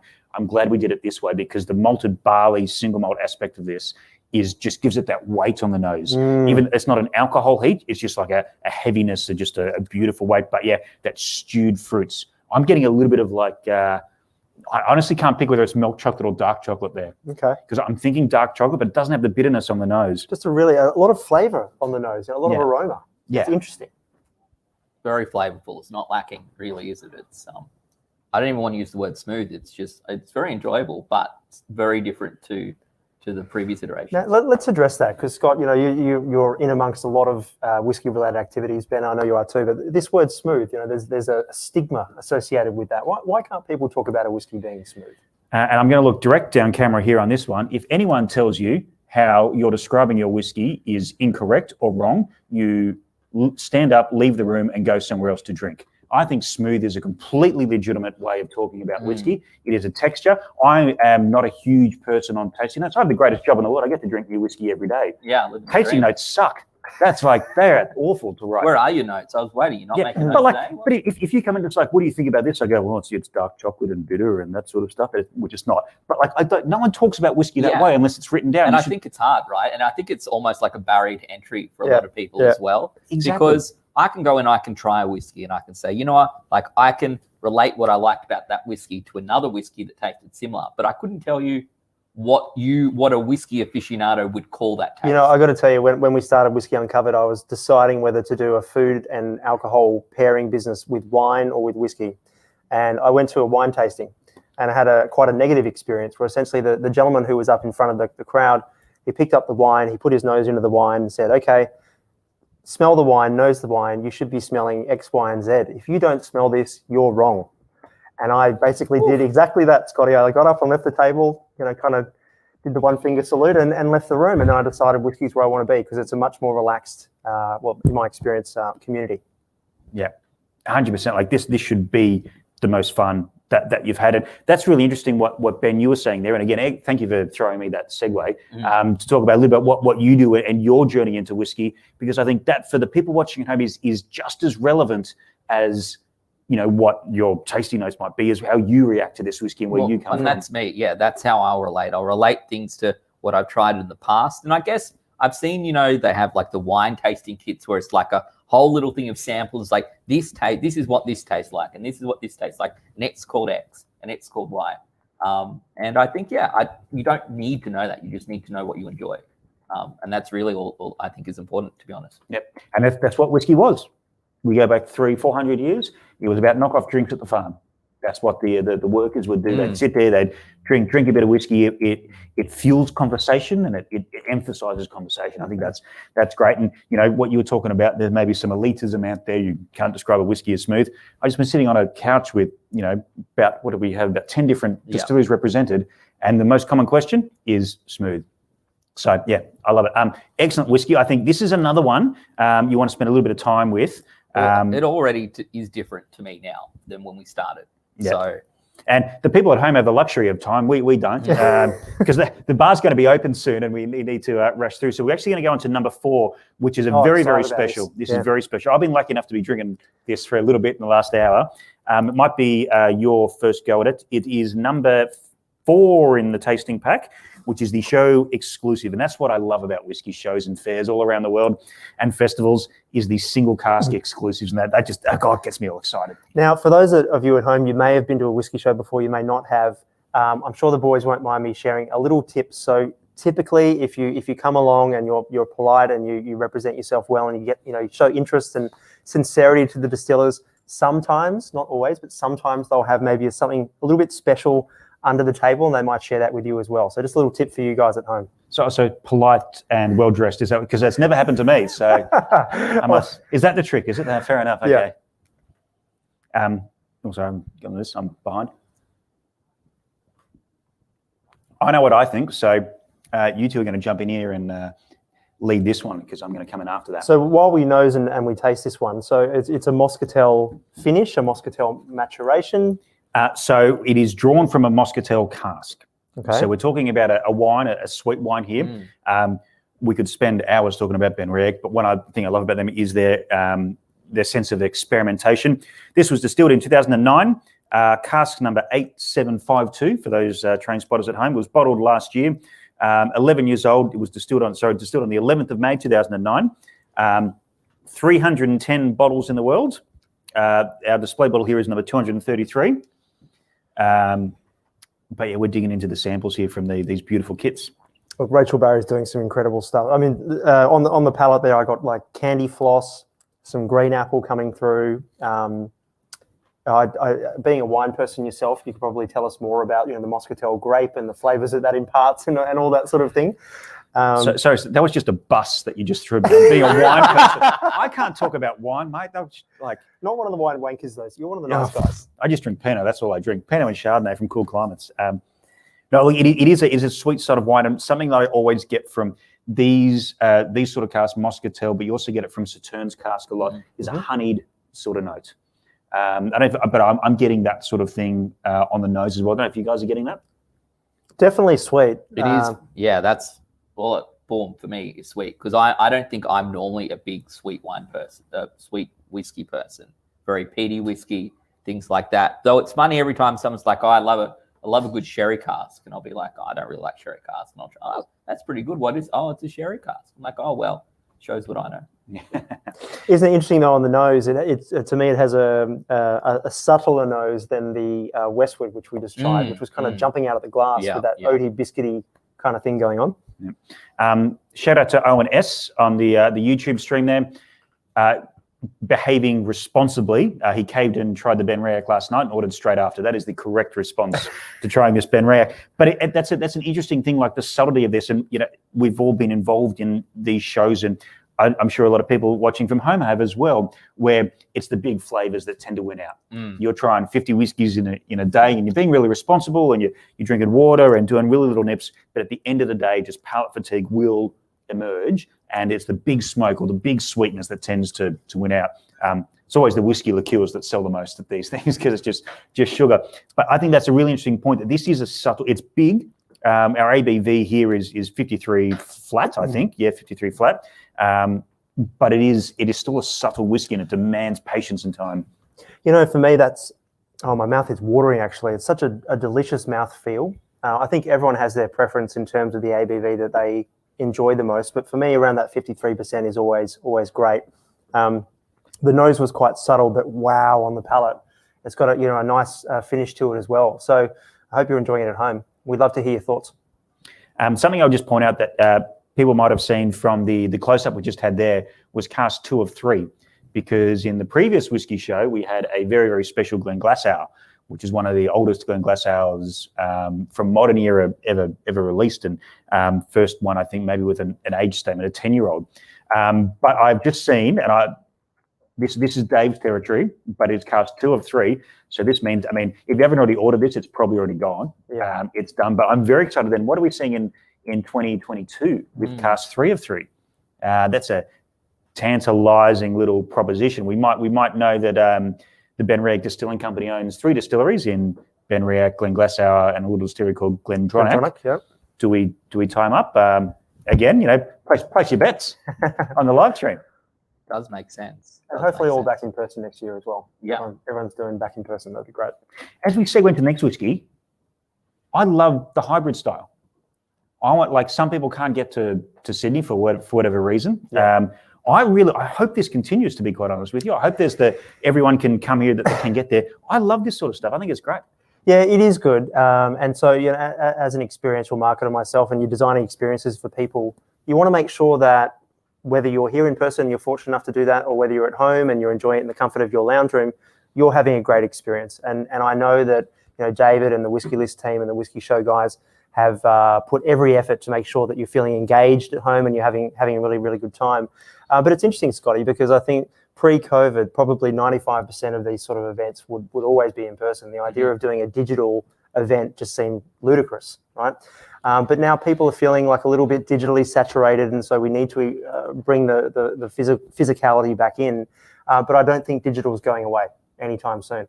So we need to really think about that user journey for people online and the user journey for people in person as well. Yeah. And Ben, obviously you've got a background in esports and that sort of like broadcasting. Yeah, online is like, it's been a sad way to get there, but it's been great to see that a lot of industries in general have had to change it up, and they've changed it up for the better. A ton of industries, whiskey being one of them, it's been fantastic to see. And the fact that, sometimes I think for some people, this experience, the box experience, is better for them than having to turn up and wait in line. There's a lot to gain from being here. But if I just want to go, hang on, you know what, across the next month or so, I want to try a bunch of different whiskeys and go back and see where they are, and the fact that you can go and you can check them, you can go and buy them later, et cetera, and it's all packaged together and you know what you're doing. It is a better experience for some people, and sometimes that's what I'm going to want, as opposed to, you know, sometimes I can't make it, sometimes I have work, whatever. And you know what's great about that, I agree completely, Ben, is, you know, we have people here, you can see the comments continuing to come, and they have an opportunity to engage and ask those one-on-one questions, which they might not have a chance to do in a very busy room. And, you know, I love live TV. I bloody love live TV.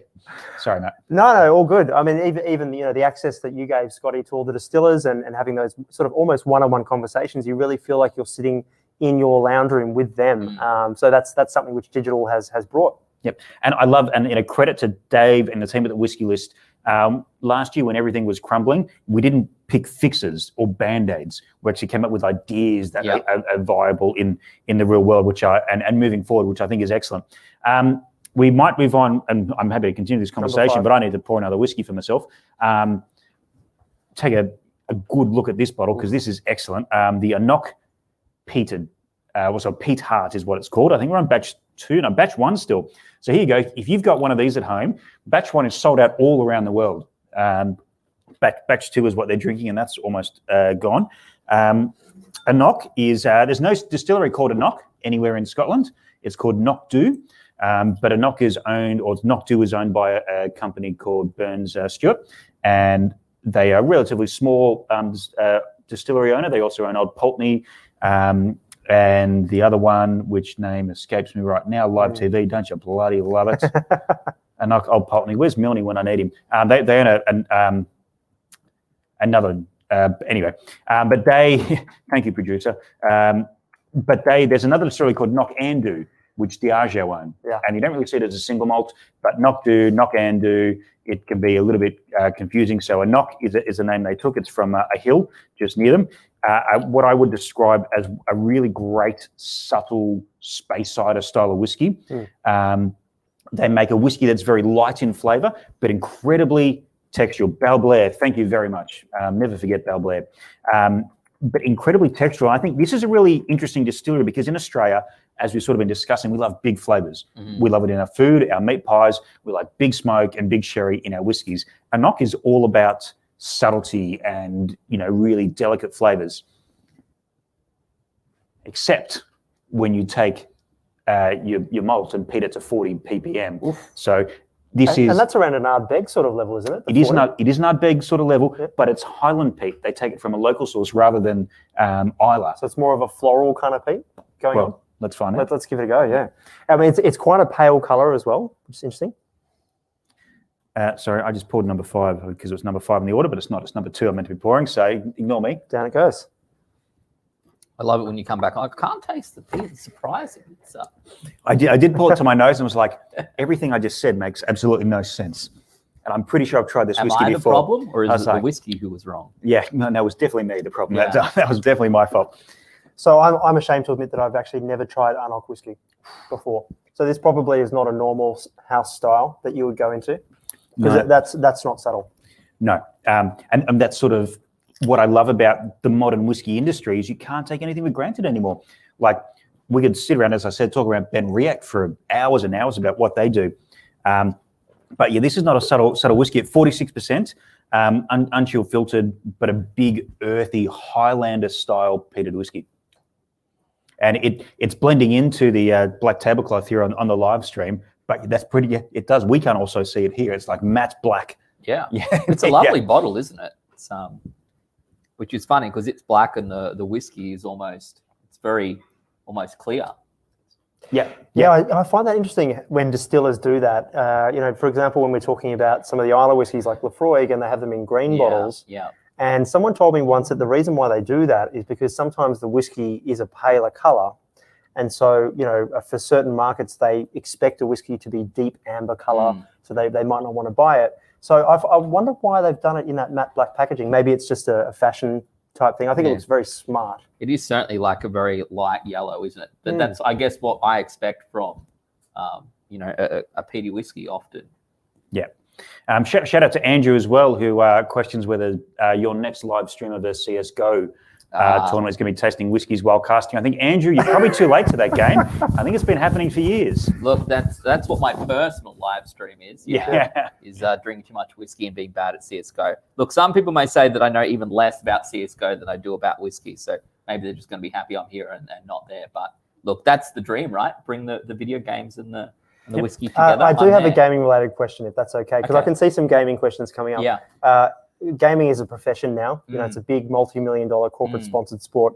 Do gamers have riders that you need to meet? Are they asking for certain things to be in their dressing room? What's the craziest request that you've received from a gamer? It's funny. It's a lot of it is about gear, right? Because if you're a professional sports person, you're bringing your own. You know, if you're cricket, you bring your bat, whatever. You know, whatever it might be. In esports, you might bring your keyboard and mouse and your controller, but it's not your computer, it's not your screen, it's not your headset. So players are very specific about what they're playing. How big is my desk? It's superstitious almost. Some of them are superstitious, and they will bring rulers. I saw one the other day with a guy with a ruler, and he puts it down from his monitor. He marks it exactly out how far it is, etc., etc. Puts his keyboard down so that he's in the right spot. But look, the reality is when you're playing for millions of dollars, you're gonna. That's it, right? You have those high expectations, and I think as some of the younger pros come through, who have only ever experienced the world where gaming is huge, I think those expectations are going to get higher and higher. So. No, I mean it's great to see younger people coming through, and even in whiskey, as master distillers retire or sadly pass on, and they kind of pass the torch to younger people. There's definitely, I think, a change in whiskey production and maybe the risks that people are willing to take. Yeah, and it's great. I mean, I don't have a huge amount of experience in gaming. I'm going to admit I don't know what CS:GO is. I'm reading off the prompter there. But I love as we were talking just before we went live today. I'm a big car racing fan, and I can't afford to go race in the Bathurst 12 Hour. But with esports, I can, and I can do it with a bottle of whiskey as well. Do not drink and drive ever. I'm a firm believer in zero. Like, not 0.01. I'm zero. But buy a simulator for $500. Sit at home and do it yourself. Getting back onto getting this train back onto the tracks, onto whiskey. Like, I think this is a smashing whiskey. And just on that, and hi to Minsu from far north Queensland in Cairns. Probably warmer than what it is here right now, but lovely, lovely territory. Do you want to just straight down the barrel say g'day just quickly? Hello, Minsu. Thanks for dialing in. I hope you're enjoying it. But for people who may be talking about these like very light coloured whiskies, when you're peating whiskey and you're making smoky whiskies, peating is in the malting phase at the very early start. The longer you go in maturation, the further you get away from that start. So if you're a big fan of Lefroy, for example, a distillery that has young expressions and also 30-year-old expressions, when you get to 30 years old, it's not a peat bomb. It's all about the fruits and that sort of thing. And so to age a whiskey that's peated, you want to keep that smoke, but you don't want the barrels to yell and scream and give outside influence. So often you'll have second, third, fourth fill barrels that are going to soften the spirit without necessarily clashing or, playing with the smoke, which is exactly where this colour is coming from. So this is more spirit forward, you would say? It's more spirit forward in the sense it's got the smoke. Yeah, 100%. But I think this is a great whiskey. And people who think, maybe like peated whiskey has to come from Islay, and everyone maybe who gets that April Fool's story that goes around every year that we're running out of peat. We're not running out of peat. We have about 2 million years left. And in my whiskey drinking life, I don't have to worry about 2 million years' time. So there's plenty of peat, but it is, we talk about wine, we talk about terroir in Burgundy. A wine from that side of the road is, $10,000 a bottle. This side of the road is $500 a bottle. We don't really get that in terms of the place that malt is grown in whiskey, but bloody oath do we get it in peat. You cut peat at Lefroy and cut peat at Bill Lark's cow paddock up in the Tassie Highlands. They're very different places. And what's Australian peat like? Well, again, it doesn't matter where it depends on where it's from. And that I've been lucky enough to cut peat in both those places. And one is a sheep paddock and one is essentially a beach. And so you get these really earthy floral flavours, which I'm getting from this as well. And it is true terroir in whiskey, I believe, is when you get peated whiskies. Naomi was saying before she had a punter come up to her today and say that she didn't like peated whiskey, and then they tried the Chief's Son sweetened peat and then they loved it. To me, this is an example of that sort of peated whiskey.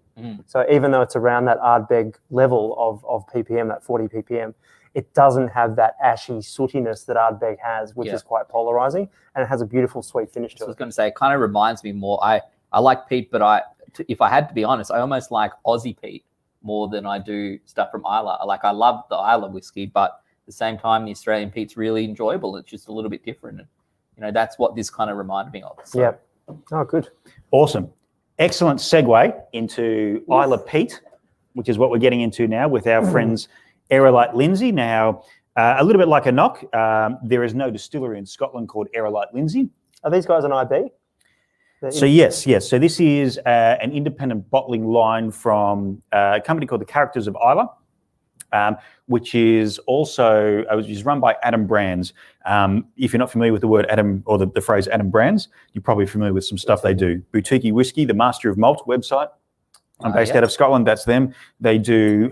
So Character of Isla is basically one of their newer lines or their newer labels. And amongst that, they do the Wind and Waves series, which is very single cask focused. They also, Adam Brands, do the Darkness series. We've seen some various things from. I think there's a Darkness one in here actually somewhere.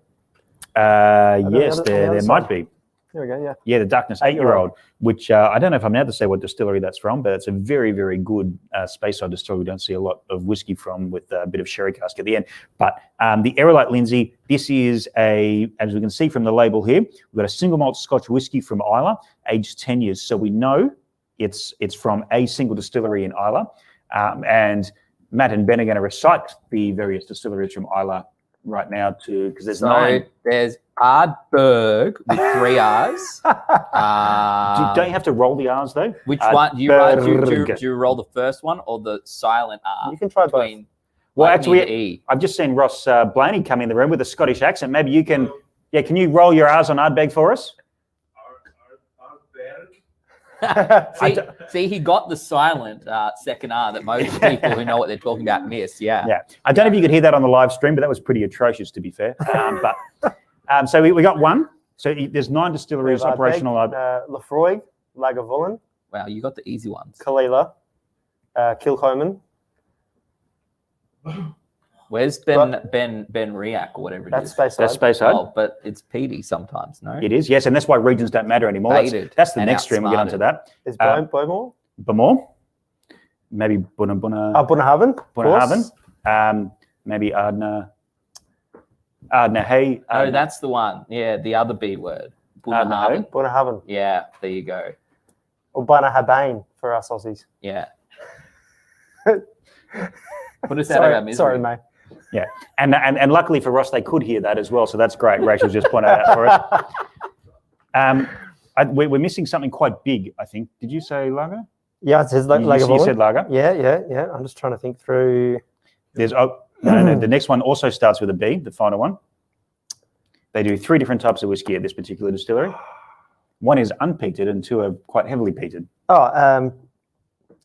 Brookladdock, yes. So that's our 9. So we know this whiskey has to come from one of those 9 distilleries. It can't be Ardnahoe because, round of applause. It can't be Ardnahoe because they haven't released anything yet, and they certainly don't have anything that's 10 years old. It's almost certainly not Kilchoman because they have very, very limited stocks. But realistically, this could come from anywhere else on the island. So if anyone is trying this, and this is number 1 in your box, if anyone has a guess of what this is, we'd love to hear it. Have we got a prize for someone who gets it right? Surely we must have a small prize for someone who gets it right. But also on that, I think it was Owen that maybe guessed when we were talking about the Ben Riak as being cast 2 of 3. He's put his bet in for a 13-year-old-ish Glendronach, and I have absolutely no authority to do this, but Owen, if it turns out to be a 13-year-old-ish Glendronach, there's a prize coming towards you. Mark Scotty's words, in 365 days, it will be coming to you. Yeah, and as I have no authority, it might just be this jumper. I have no idea. It's on the stream, so as long as you've got the VOD, you're fine, because you can go back and point. Even a bottle of Fernet or something. Yep. I'll introduce you to the Janet, and your life will change. Not necessarily for the better, but there we go. So, okay, what do we think? Our expert panel now is going to have a guess at what this is. For me, this isn't massively peated. It doesn't come across as a peat bomb or a super smoky whiskey. It's quite sweet. It's just on color. It's very, very light. It's again almost Sauv Blanc color, which is similar to what number 2 we just had the Pete Hart was. Thoughts, Ben? So for me, that rules out like an Ardbeg, for example. Ardbeg out. We're down to 6. What's the one that starts with B? There's Bamor and Bunnahabhain. And Brookladdock. And Brookladdock. I'm going to guess Brookladdock. Brookladdock, so like a peated Brookladdock, so we're talking like Port Charlotte sort of territory? Yes, Yep. exactly Okay. that. Thank you for your assistance. I think if that was the case, that would be a very special bottle of whiskey. Yeah. Not that it's not already, but you know, there's if it's 10-year-old Port Charlotte, you've definitely not paid enough for this box of whiskey. What do you think, Scotty? Well, I think you know. I think I know, and I can't remember if I'm allowed to know or not. I see. Okay. What did Simon say? Well, yeah, that's why I don't know whether I'm allowed to know or not. Ross, can you just go on? No. Yeah. Anyway, just on a completely unrelated note, I had a great Kalila the other week. I just thought it was a smashing Kalila. I really did. It was down at a bar in the Elysian, a great bar in Victoria, and it was just a great expression of Islay and that sort of industrial sort of note where the smoke is there, but it's when you added a bit of water to that, it actually brought out a little bit more smoke than you got on the nose. But a bit of sweetness too as well from the 100%, 100%. But anyway, back to this whiskey, which is completely unrelated. Not a B distillery. Yeah. Excellent whiskey, and yeah. Feel free to jump in at home. I mean, Minsu guessed Ardbeg. I don't think it's Ardbeg, good sir. But thank you for guessing. Why do you say it's not? Because you say the peatiness isn't there. Ardbeg has a real chimney, old campfire, wet, smoky thing going on.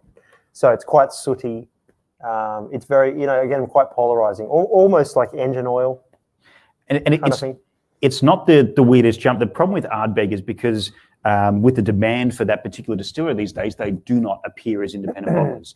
You can't, unless you have squillions of dollars, you can't rock up and buy an Ardbeg. But Adam Brands, we know for a fact, have Ardbeg stocks from some source. We've seen it under the Boutique Whiskey label. Yeah. We've seen it under the Darkness label, which is basically Sherry Octaves finishes. Very special stuff. So we know that it's not the most unreasonable thing to assume. Unfortunately, in this case, it's just wrong. Because it's definitely Kalila. So, Andrew, beautiful whiskey. Yes, I agree. Like I love this whiskey. I hate talking about price when it comes to whiskey.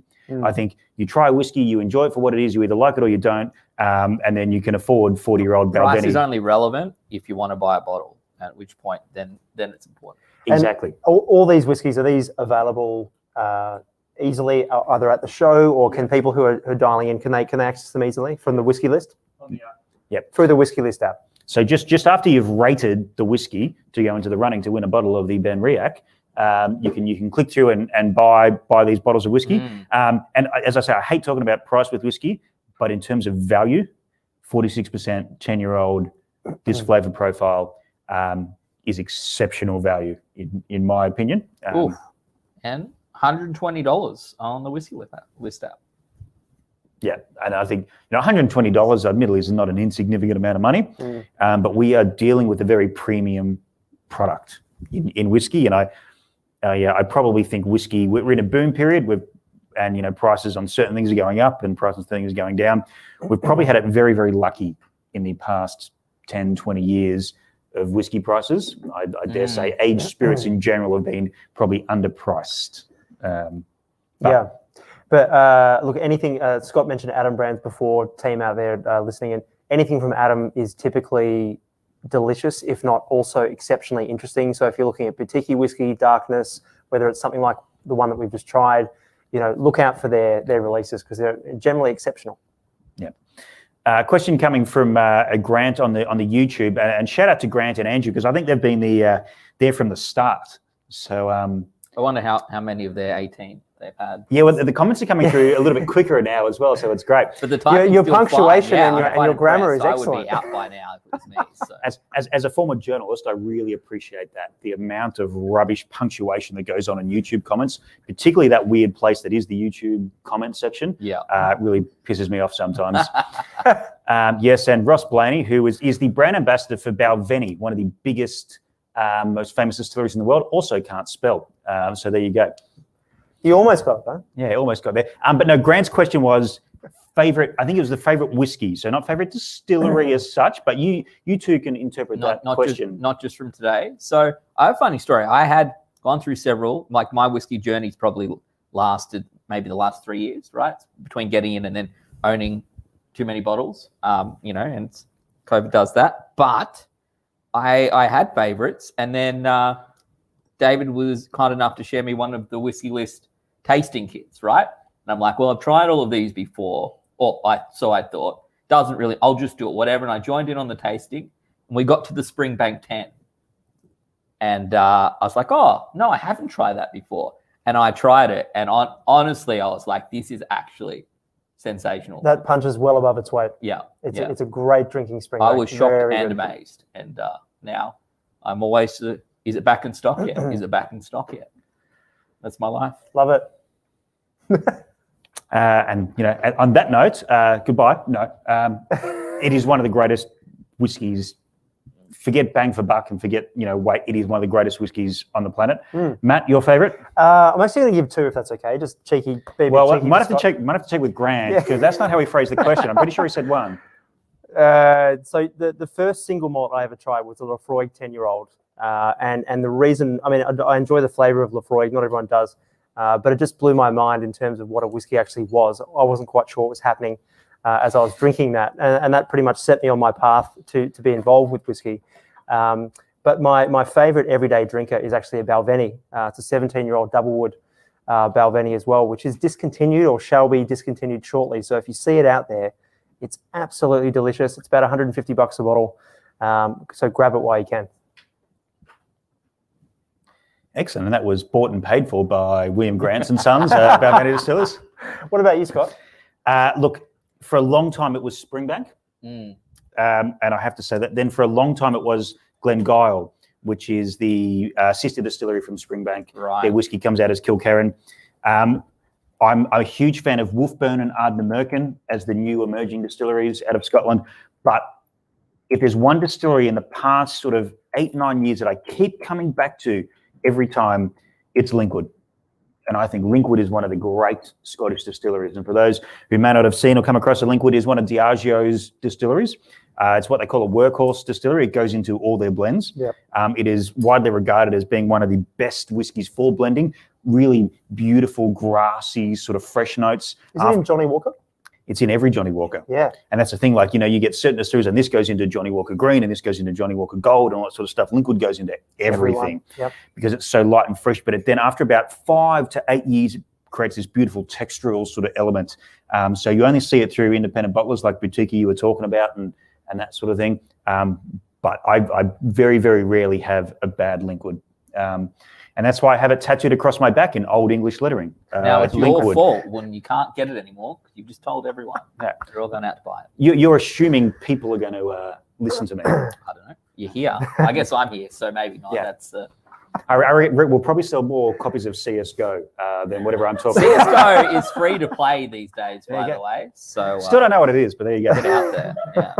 Okay, so we're going to pick one extra sample from the kit and try it to go through. Have you guys already done that? Am I behind the times on this one? No, I just poured the rest of number 1, the Aerolite, which is because I was enjoying it too much. I went back to 18, which was the Westwood, because I wanted to see how that was emerging a little bit. But I'm going to try a rye whiskey, the Millstone Rye. Dutch whiskey. Oh, I like that. I like that a lot. I want to go to... I might actually go to... I'm going to go something a little bit different. And as you're going to Holland or Netherlands, I'm going to go to England, to the English whiskey. No, I'm not.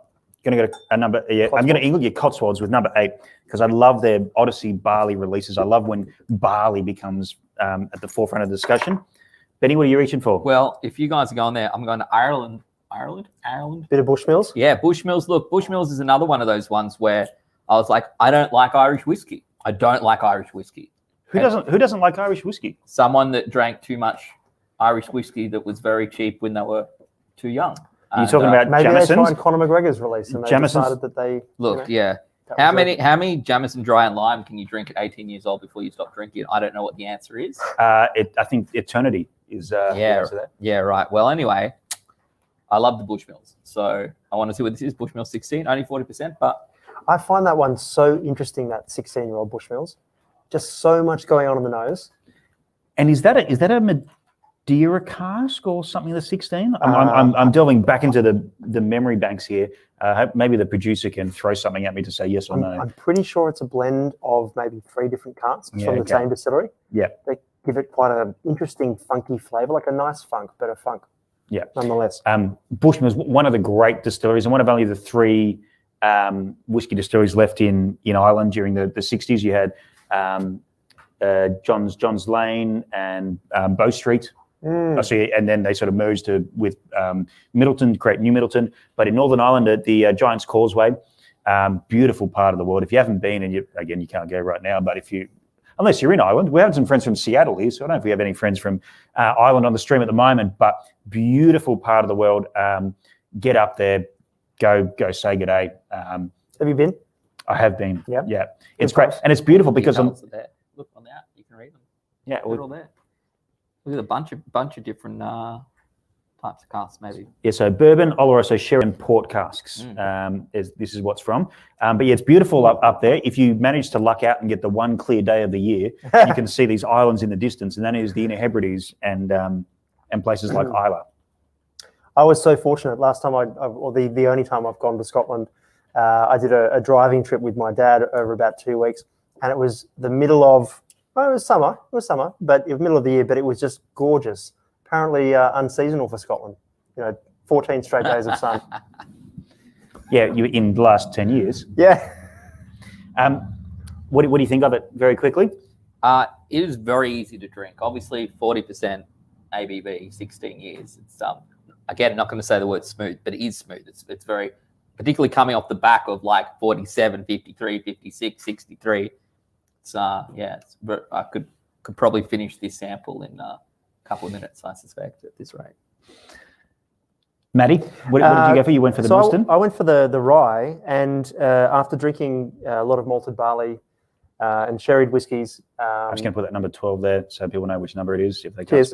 can't. It's lovely. It's very bright. It's spicy. Bananas and things and tropical fruit. It's almost like a palate cleanser. After those other whiskies, so very nice. Yeah, excellent. I've gone for the Cotswolds 2014 Odyssey Barley. I love releases that focus on the barley and where it's grown and the type of barley because we get so far away from that. So this is a relatively young release, but this, for me, it's what I call, or what some people say, a whiskey flavored whiskey. It just tastes like barley, and that's what I love about these sort of things. Question for Matt. Yes, we food, which obviously I don't eat or consume. Well, this is probably for all of us, actually. But interesting topic that's been raised about pairing whiskey with food. There's a misconception that whiskey is an after-dinner drink, and you only have it, at bedtime or as a nightcap. And in fact, we've proven that that's not the case. And whiskey's so versatile. You have sweet, savoury, salty, spicy whiskies. We've done an event where we pair whiskey with Indian food, of all things, and we did it in the middle of summer. Sounds like a great idea, right? But whiskyuncovered.com, I believe it is. Whiskyuncovered.com.au or Whisky Uncovered on Instagram. Thank you, Scotty. But yeah, look, it absolutely can be done. So whether it's a bright, fresh salad to start, whether it's a nice meaty protein like a steak or venison or duck, or something sweet for dessert, you can do it with almost any whiskey. So why don't we go right to left? What would I pair my Bushmills 16 single malt with? If it were me, on a Friday night, probably pairing this with Korean fried chicken. Ooh. Yeah. Just Now, I kind of feel like KFC, as in Korean fried chicken, goes with pretty much anything. Well, that's it. Normally, you might have it with soju, but for me, I would just have it with whiskey. And that's what I'm thinking. For me, I've come home from work on a Friday night, and I'm like, what's the first thing I tuck into when I'm ready to have something to eat? And what are you doing next Friday? Actually, next Friday night, I'm going to be in Melbourne for the World of Tanks ANZPL Finals, which is going to be very exciting. You should all tune in. Did he say World of Tanks? World of Tanks is huge, boys. Sounds very fun. Sounds like you and me going to KFC by ourselves. What's going on there? I think I pair this with another one, but otherwise, sort of like nuts and charcuterie boards. Matt? For me, rye whiskey, I have something very specific in mind, guys. So I have 2 house-made rye crisps filled with a generous slice of black pudding or boudin noir and a nice horseradish cream. And on that note, Gourmet. I think... How do you top that? Well, yeah, because you can't. So that might be an excellent point to wrap up for tonight. I want to say thank you to Matt and to Ben for joining me here, to Amanda and all the distillers and brand representatives we had come through. Most importantly, to everyone, if you're watching this live right here on the virtual chat, anyone who is here in the various tasting rooms and below us on the ground floor, whiskey is social and sharing whiskey is so important. It's been such a pleasure for all of us, I think, to be part of this. What I think is the first, in-person tasting back or in-person festival back anywhere in the world. Give yourselves a round of applause, pat yourselves on the back, buy yourselves another whiskey, whatever you need to do. Thank you so much. Also, a big thank you to Sir Stanford and all the people that have put on this. Unfortunately, we don't have a roaming camera going around, but it is awesome the setup they've got here. Very cool, yeah. To the Highlander Bar, to the team at the Whiskey List who are putting this together, producer Ollie, to the whole IT team here. There's more lights and cables I've ever seen in my life going on here. It's so much fun. It's a great pleasure for me to be here. And May Lawrence, I saw you taking photos as we don't make eye contact just there. So I will wait to thank you when I see what those photos look like after the fact. Yeah, exactly. Yeah, well, I'm Australia. I can't do it back, but yeah, do it. Boys, final thoughts before we let everyone pass on to the next jobs? It's great to be back, right? It's great to be back at events, either virtual or in person. So hope everyone enjoyed. Awesome. And big thanks to Scott for taking the lead with this session and the sessions this afternoon. As he said, whiskey's about stories. So we hope that wherever you're watching from in Australia or around the world, you're having fun, and we'll see you soon. Drink less, drink better. We will see you somewhere at the next time. Cheers, boys. I'm almost gone. Cheers. I'm the only one stuff left.